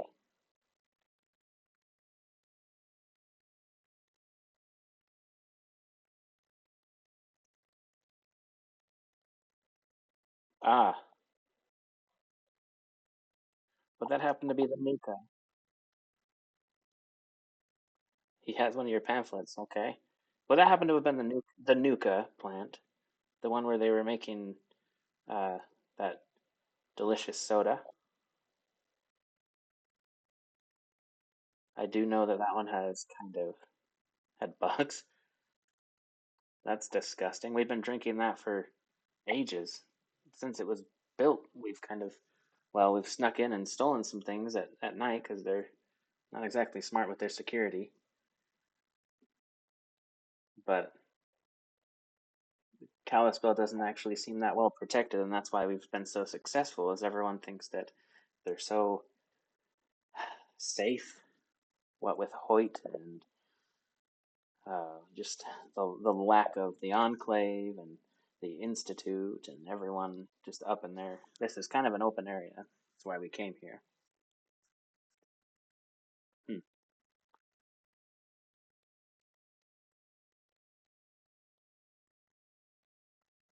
Enough radiation. Well, that's good. I mean, we don't really want that, but you might. I know that you guys are fond of the glowing one.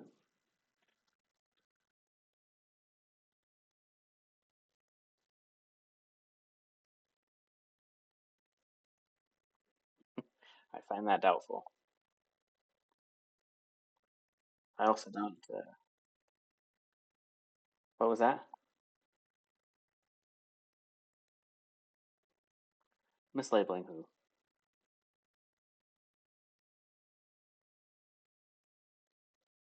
Ah,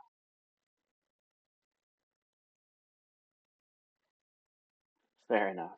Fair enough. You bring up a good point. Well, we have appreciated that, uh, but I think we're kind of gonna have a problem. I think mm, I feel like in order to take care of this place here, they're gonna need some sort of way to be calm and relax after a hard day of thieving. But if you happen, oh what, a bar? Well then we would need something to fill the bar. So if you guys would collect some things, we would appreciate it, especially after the crap you pulled over there. What's up, Michael? Yeah, I don't think so. Michael?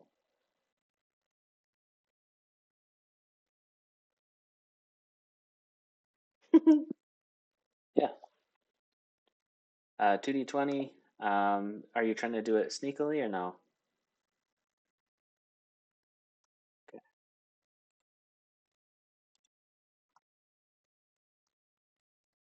Like, so you kind of just walk around and crud.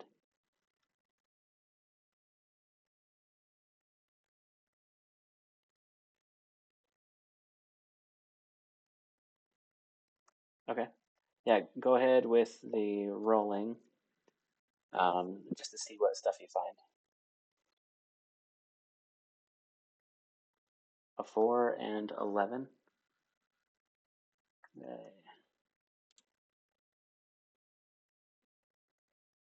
We'll call that survival with 2. Perception 9. So 4 you passed. The other one you did not. Um, so with that, let's see. So you want valuable things? What type of things are you looking for?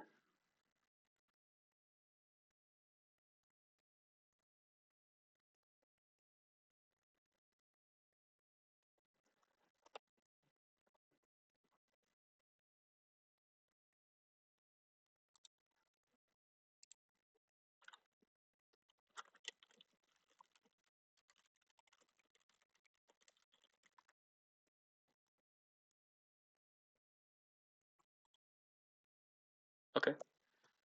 In a general place like this, you would see a lot of different medications. Um, so I guess they would be called chems, and so typically they're like psychoactive ones. So you've got Jet, you've got Buff Out. Um, so ones that make you move a lot faster, ones that make you stronger. Um, so we could do a roll, I suppose, to see what you would find of those or how much. Um, so let me see real quick. God, 15, 20. We'll see. Got it. Okay. What did I get? I got an 18. Sweet. So you see actually a couple things located just honestly, whoops, on the outsides of these tents and such. You guys are standing, you're actually really close to it. Let's do it in yellow. So there's some little metal boxes on either side of this. Um, there's a box here that you can spot of similar things.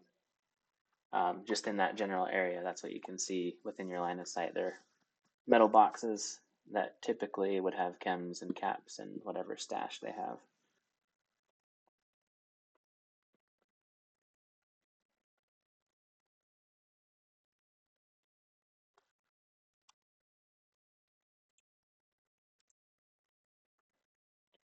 Okay. So your here we go. Your like tagnet system lights up, and you can tell that it's in one of the boxes that was already sitting there that they had already taken. There's a couple little pings on your little mini radar that you can see, and it's within that box right there in the corner for FEV related. And then, uh, what else were you looking for? You were gonna grab stuff, or can't remember what you're doing. Medical supplies.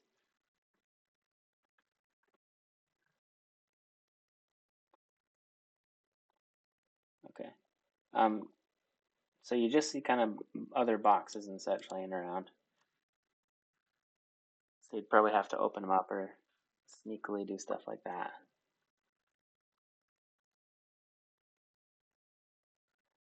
I would say if you want to reach in and grab anything, you'd just do a roll of agility mainly. Um, yeah, agility, or you could. I guess you could use luck too. Um, do you have no lockpick? No, that wouldn't be it. Agility and something. I don't know what you would think necessarily. I mean, we could still use lockpick as something, even though it's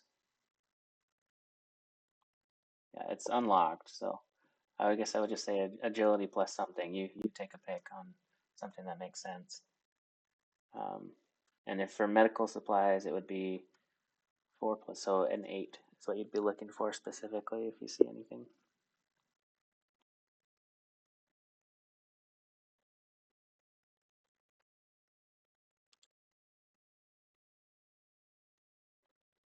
Okay.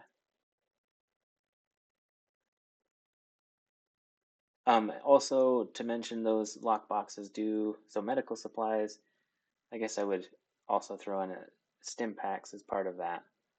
Um, it's kind of more of a, in a way, a drug, but not really.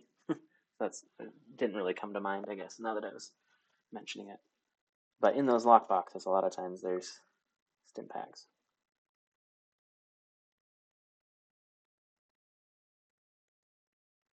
But yeah, 2d20 to see if you can steal stuff from there. Um,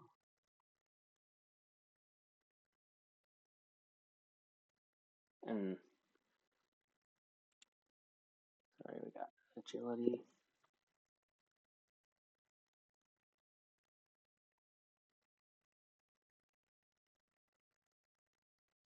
Oh, hold up. We haven't even been thinking about this too. Dog meat. Okay, I had rolled something too that made this happen anyway, but yeah, we do. I forgot about him. I think that's definitely it. Um, okay, so Michael is currently reaching in. Did you what did you roll and everything?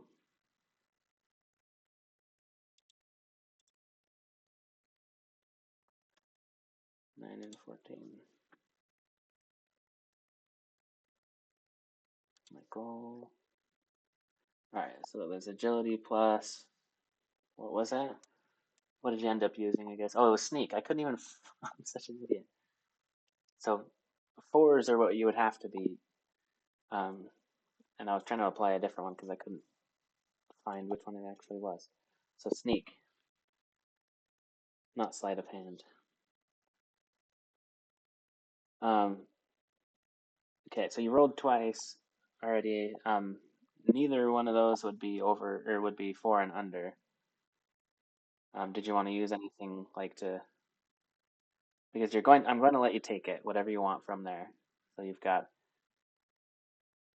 um, but it's whether or not you want it to be sneaky, I guess, or not. Um, but so there's a stim pack, there's jet. We'll say one of each. Um, and then there's a thing of buff out as well, which is, strength and then slow down time, sort of. And then, yeah, so,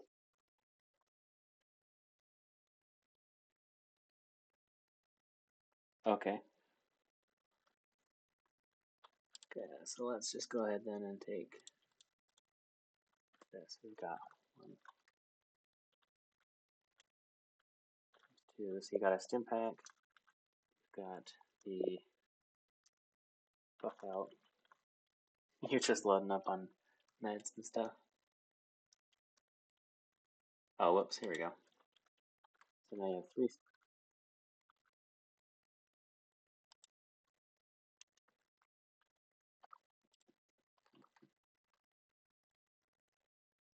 Wait a minute. So you actually have. Either way, I guess we'll say that you have four. You're loaded up on stim packs, and we'll take this off.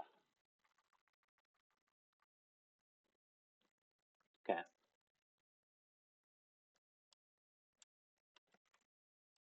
All right. So Michael has all this in his inventory, and then as they're kind of talking still, you're moving over and grabbing the FEV. The box is it's not open, is the funny thing, but you do see it like on your system. Do you still want to go for it? Oh man. Okay. So Michael makes his way over there, um, and starts like, tell me what you're doing with like your hands and stuff. Are you like trying to tear it open, break it open?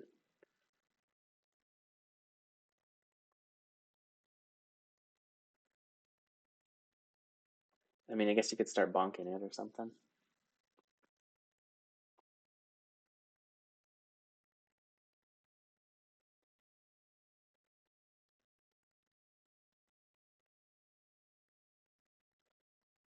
Okay, so he sees you kind of standing there, and he's like, uh, well, what are you doing? Do you see something? Do you notice something with the box? What's wrong with the box?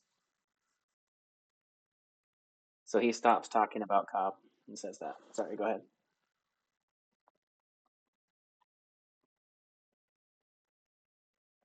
Uh, what do you need? And he walks over and stands next to you and looks at the box.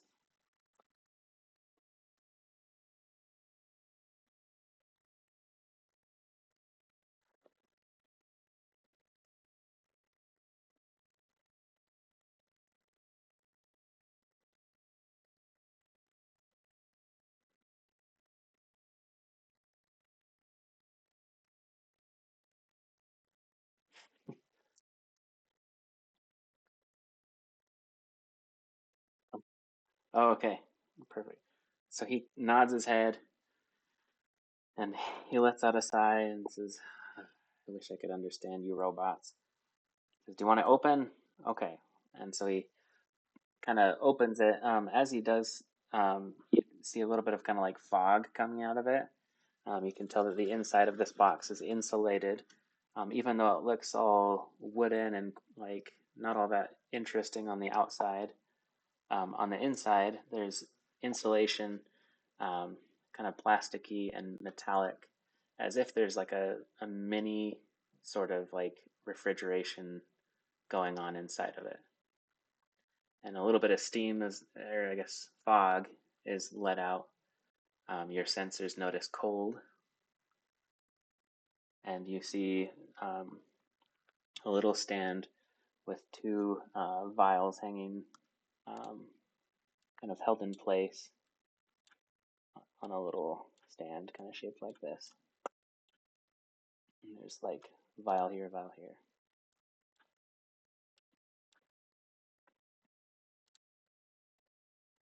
And so you probably, I guess, would want to grab those somehow. But he says, "Whoa, I didn't open this yet. What is this crap?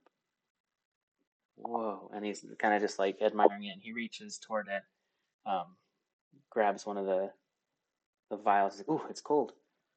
And he kind of pulls his hand back, um, grabs a glove out of his pocket, and pulls the little stand out.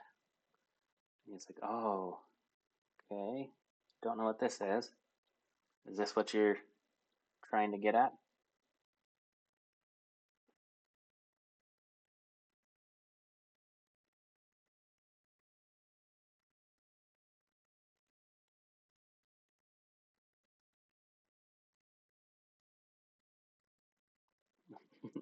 And he says, I'll take that as a yes. Well, tell you what, for helping us carry this stuff, and I guess healing my buddy.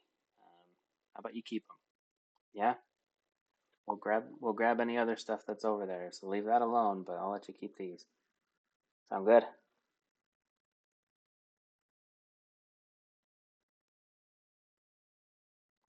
Perfect. I've never really thought about it, but have you? I've never thought about it. Like, do you have a pack or something? I've never considered how you're carrying all this stuff. That's so interesting. I like it. Do you like that, or what? What do you want to do, Michael? Just out of curiosity.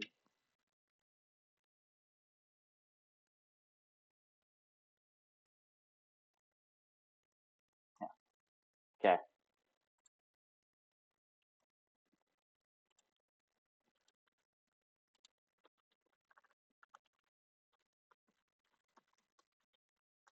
Okay.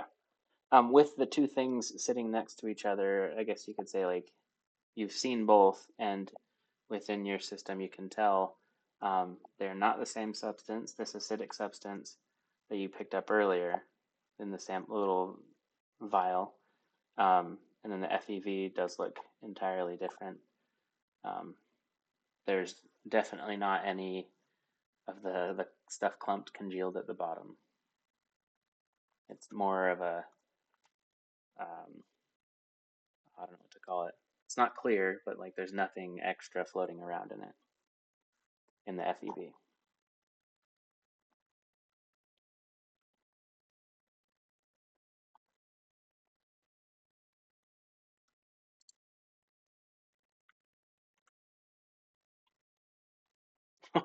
Oh yeah, 100%.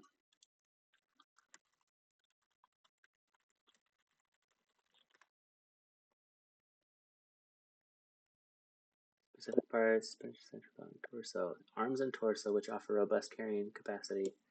Cargo loading arms or armor with deep pockets. Yeah, so I definitely would agree with like there's little kangaroo fanny pack type thing that you can just open, right? Like it's kind of like a glove compartment. So I like that. That's awesome. Okay. So yeah, you stick those in your inventory then, and I will try and scroll back.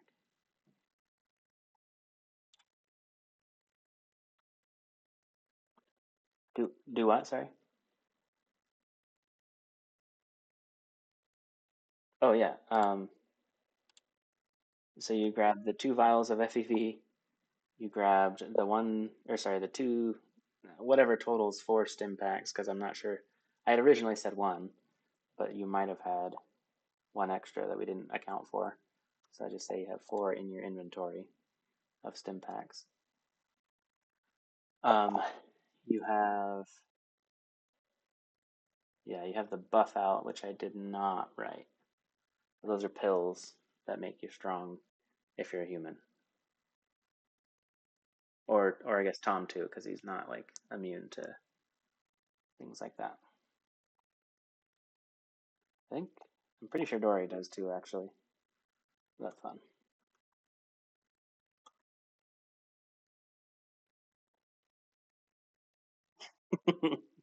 It would run out a lot quicker, I think, on Dory, but still. No, you can. That's fine. That's okay. All right, so you have that stuff in there.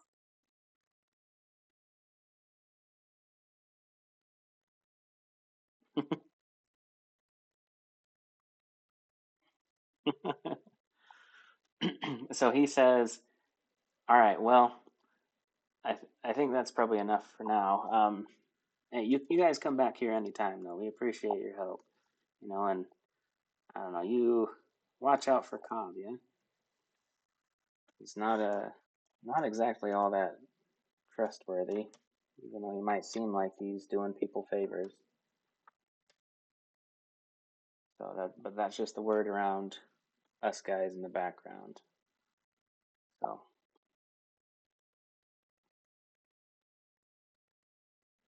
honestly, it would do us a lot of good, I think. Have you heard about the settlements around town? had some issues.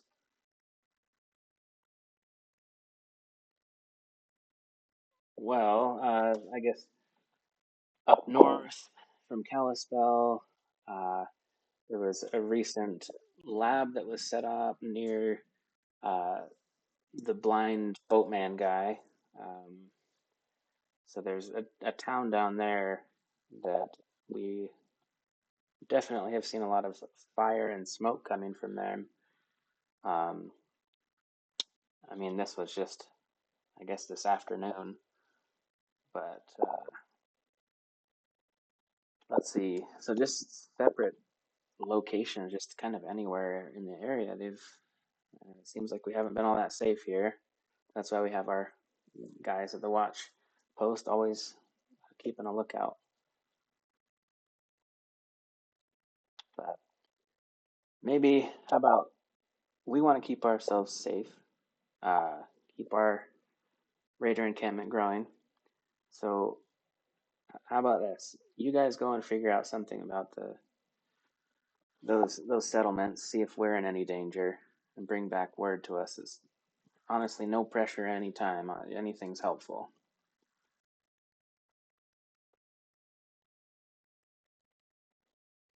Okay. Well, happy looting, folks. Maybe you ought to go off back to Cobb.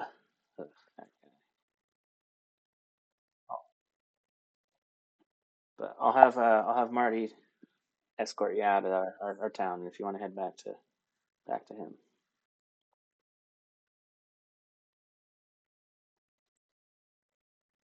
All right. Well, if there's nothing else, you guys can go ahead.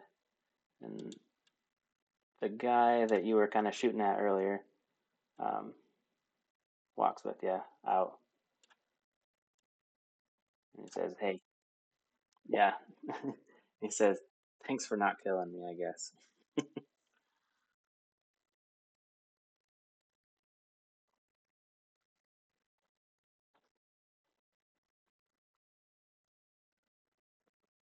So I saw one of your pamphlets has some guns on it. Can I have that?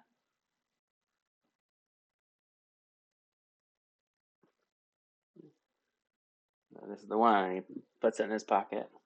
Like, well, you guys take care.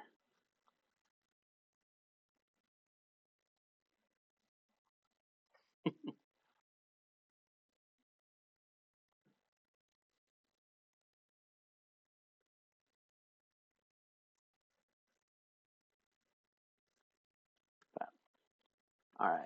Well, I guess you guys can head off. So take care. So as you are walking out of the encampment,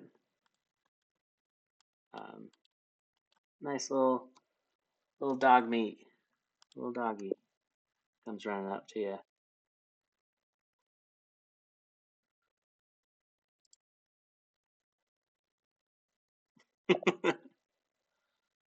Let's see.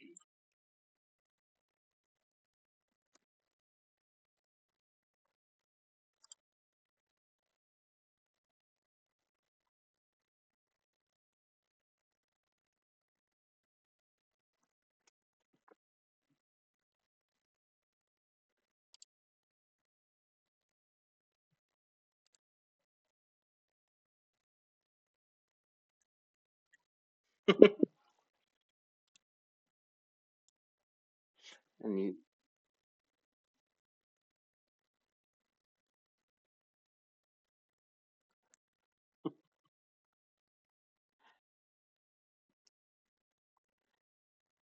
and during all this, I imagine dog meat um, kind of sniffing around all over Tom's pockets and Dory's pockets um, since they have food.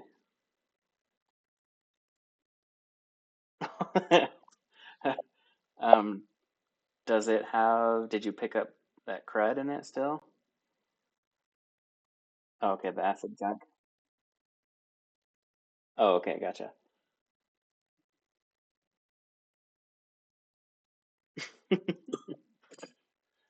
and somehow you started a fight and stopped it.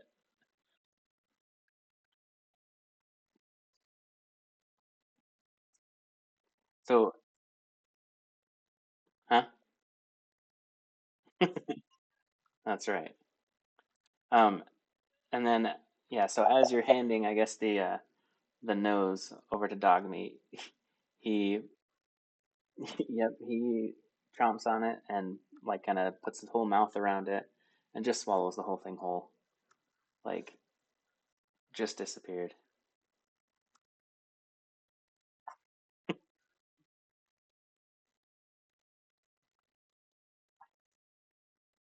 He starts barking.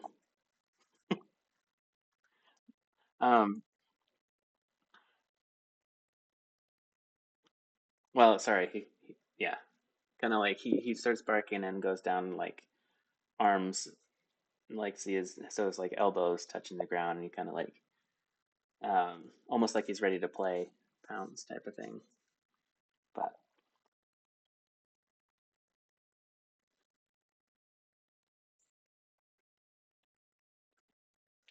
radio.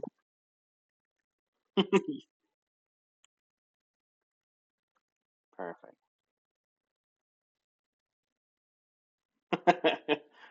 Perfect. Yeah, so now he's part of the group. And then you hear kind of the thudding of the doors close again as Marty, the raider psycho, uh, has already entered in back into the settlement, and you kind of lightly hear, "Dude, those guys are friggin' crazy, man. These guys are crazier than I am."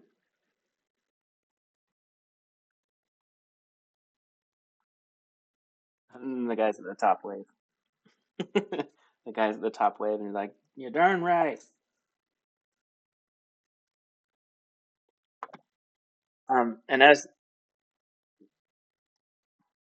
yep, as you're walking away, you see a sign on the corner of the building that just says three. Whoops. Anyway, so it's this. That's all. Oh. Michael knows.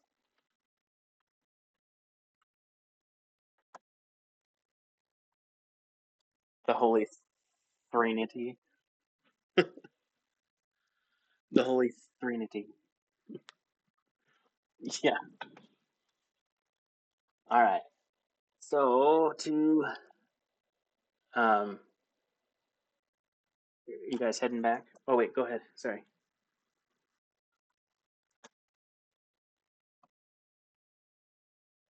All right.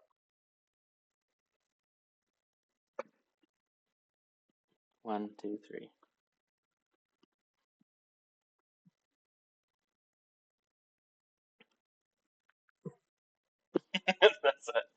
That's what Dory's guy says. Maybe, huh? Maybe what?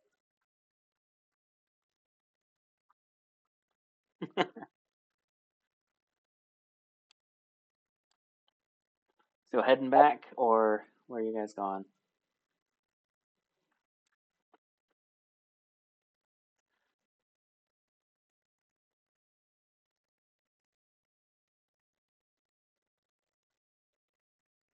Yeah, Tom's still low.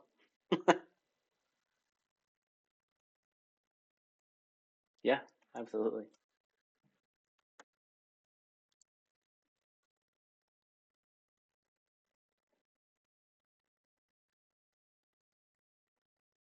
Resting would heal. So I feel like you guys could pretty much go anywhere and rest. Um, like if you wanted to like set up a little mini camp, like this is the wasteland.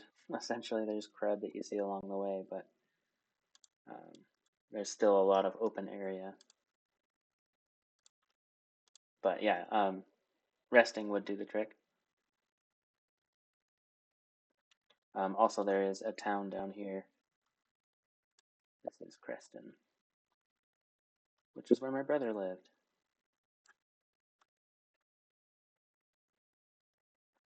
So, we let's see. So I think we'll kind of wrap things up here. Um,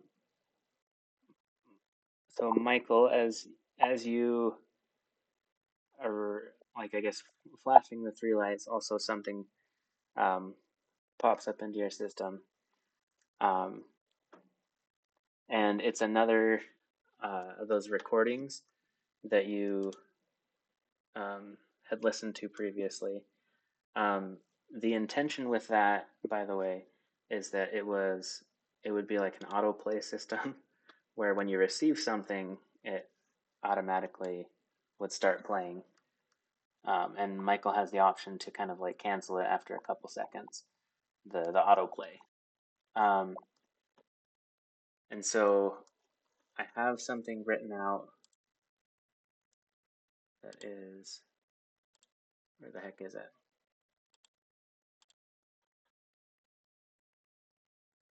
This one? Yes, it is. Okay. I have something written out and it starts to autoplay.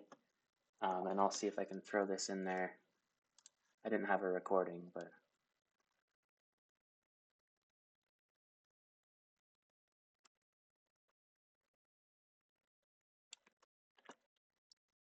okay. And we'll kind of end with that. I'll read it out to you, and you can read it afterward if you want to. But so it says, uh, begin recording, and you hear the voice of um, Dr. Ward. So Elias Ward, who was the guy, if you remember from, so a familiar voice to you because it was the guy that was with Ward. And he says, I was present at the conclusion of the Thrasher Field trial. I received visual data from the remote avian unit, the chicken fitted with a cranial camera. The Thrasher was not behaving as a staple apex organism. It was failing, competing adaptations, visible distress responses, inefficient aggression. This aligns with my earlier concerns regarding the accelerated FEV layering. What concerns me more is not the organism, but rather the humans. Um, you guys. They were not informed that the feather retrieval was a survivability test. They were not informed the Thrasher was present by design. They were not informed that their deaths were considered an acceptable data outcome. When the encounter ended, I told them, and I shouldn't have, but I was angry. And instead, he said they exceeded expectations. He did not ask if they were injured. He asked about timing, angles, restraint duration when we were alone.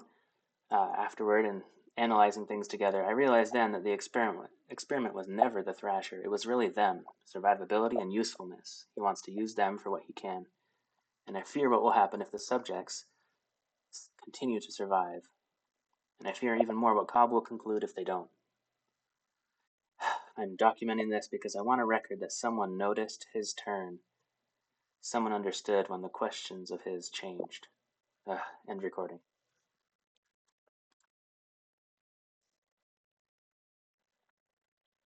So we'll end with that. He has obviously some suspicions with Cobb, and from his behavior and such, he's, you can probably kind of gather that he's trying to act all normal, but he does suspect something. So I'll leave you with that idea, and I guess we'll end there for now.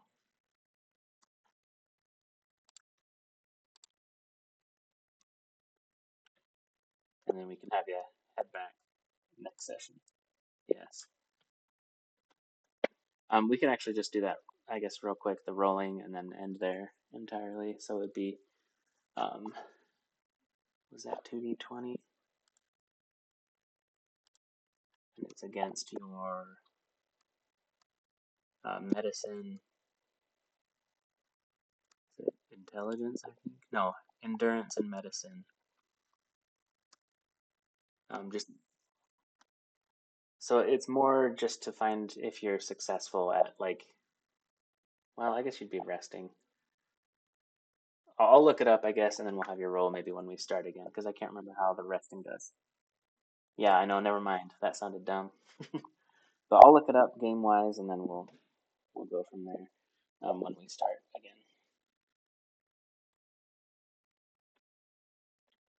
So that's all I have.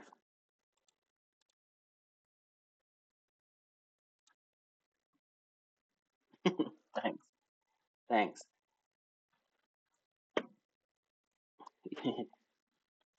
Yeah, it's typical. I really think you guys are like Beavis and Butthead or the Three Stooges. Yeah, like I've watched the. Yeah, I guess it is how everything played out, like character wise too, when you're getting them ready.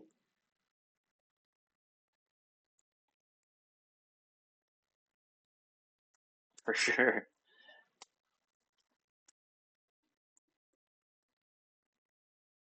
You know, the funniest thing is that I, if you remember the first session, you guys were like, "What's that place up north?" Right? Um, so I had a different location planned out. I planned for you guys to go tagging, and I've been thinking about what's happening since, um, like over there. Like I've been trying to develop kind of in my head the world depending on your choices. I just find it really funny though that I was intending for you to go to a certain spot and you didn't do that, which completely changed what um, NPC is like your mentor and stuff like that. So it's pretty funny.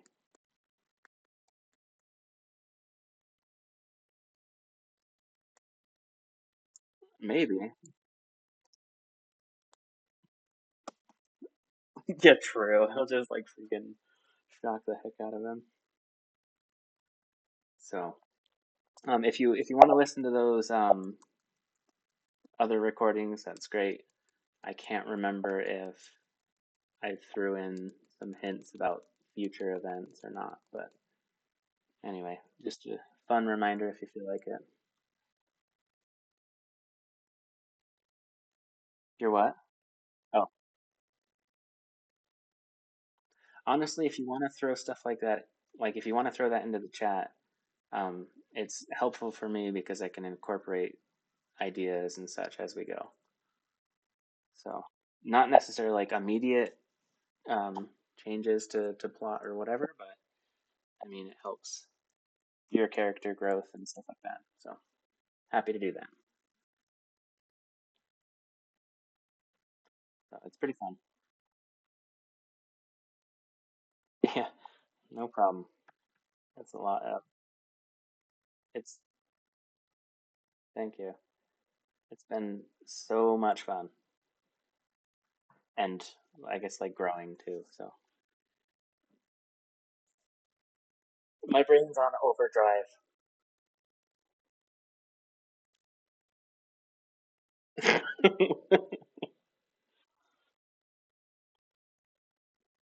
That's awesome.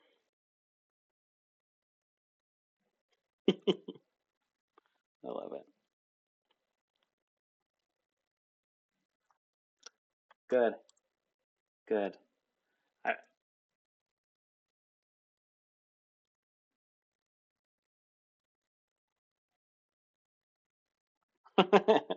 that's okay.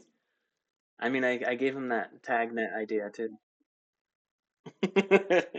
Yes, but also there's the third that's like the in between. I feel like just random stuff, getting into mischief and stealing or shocking people.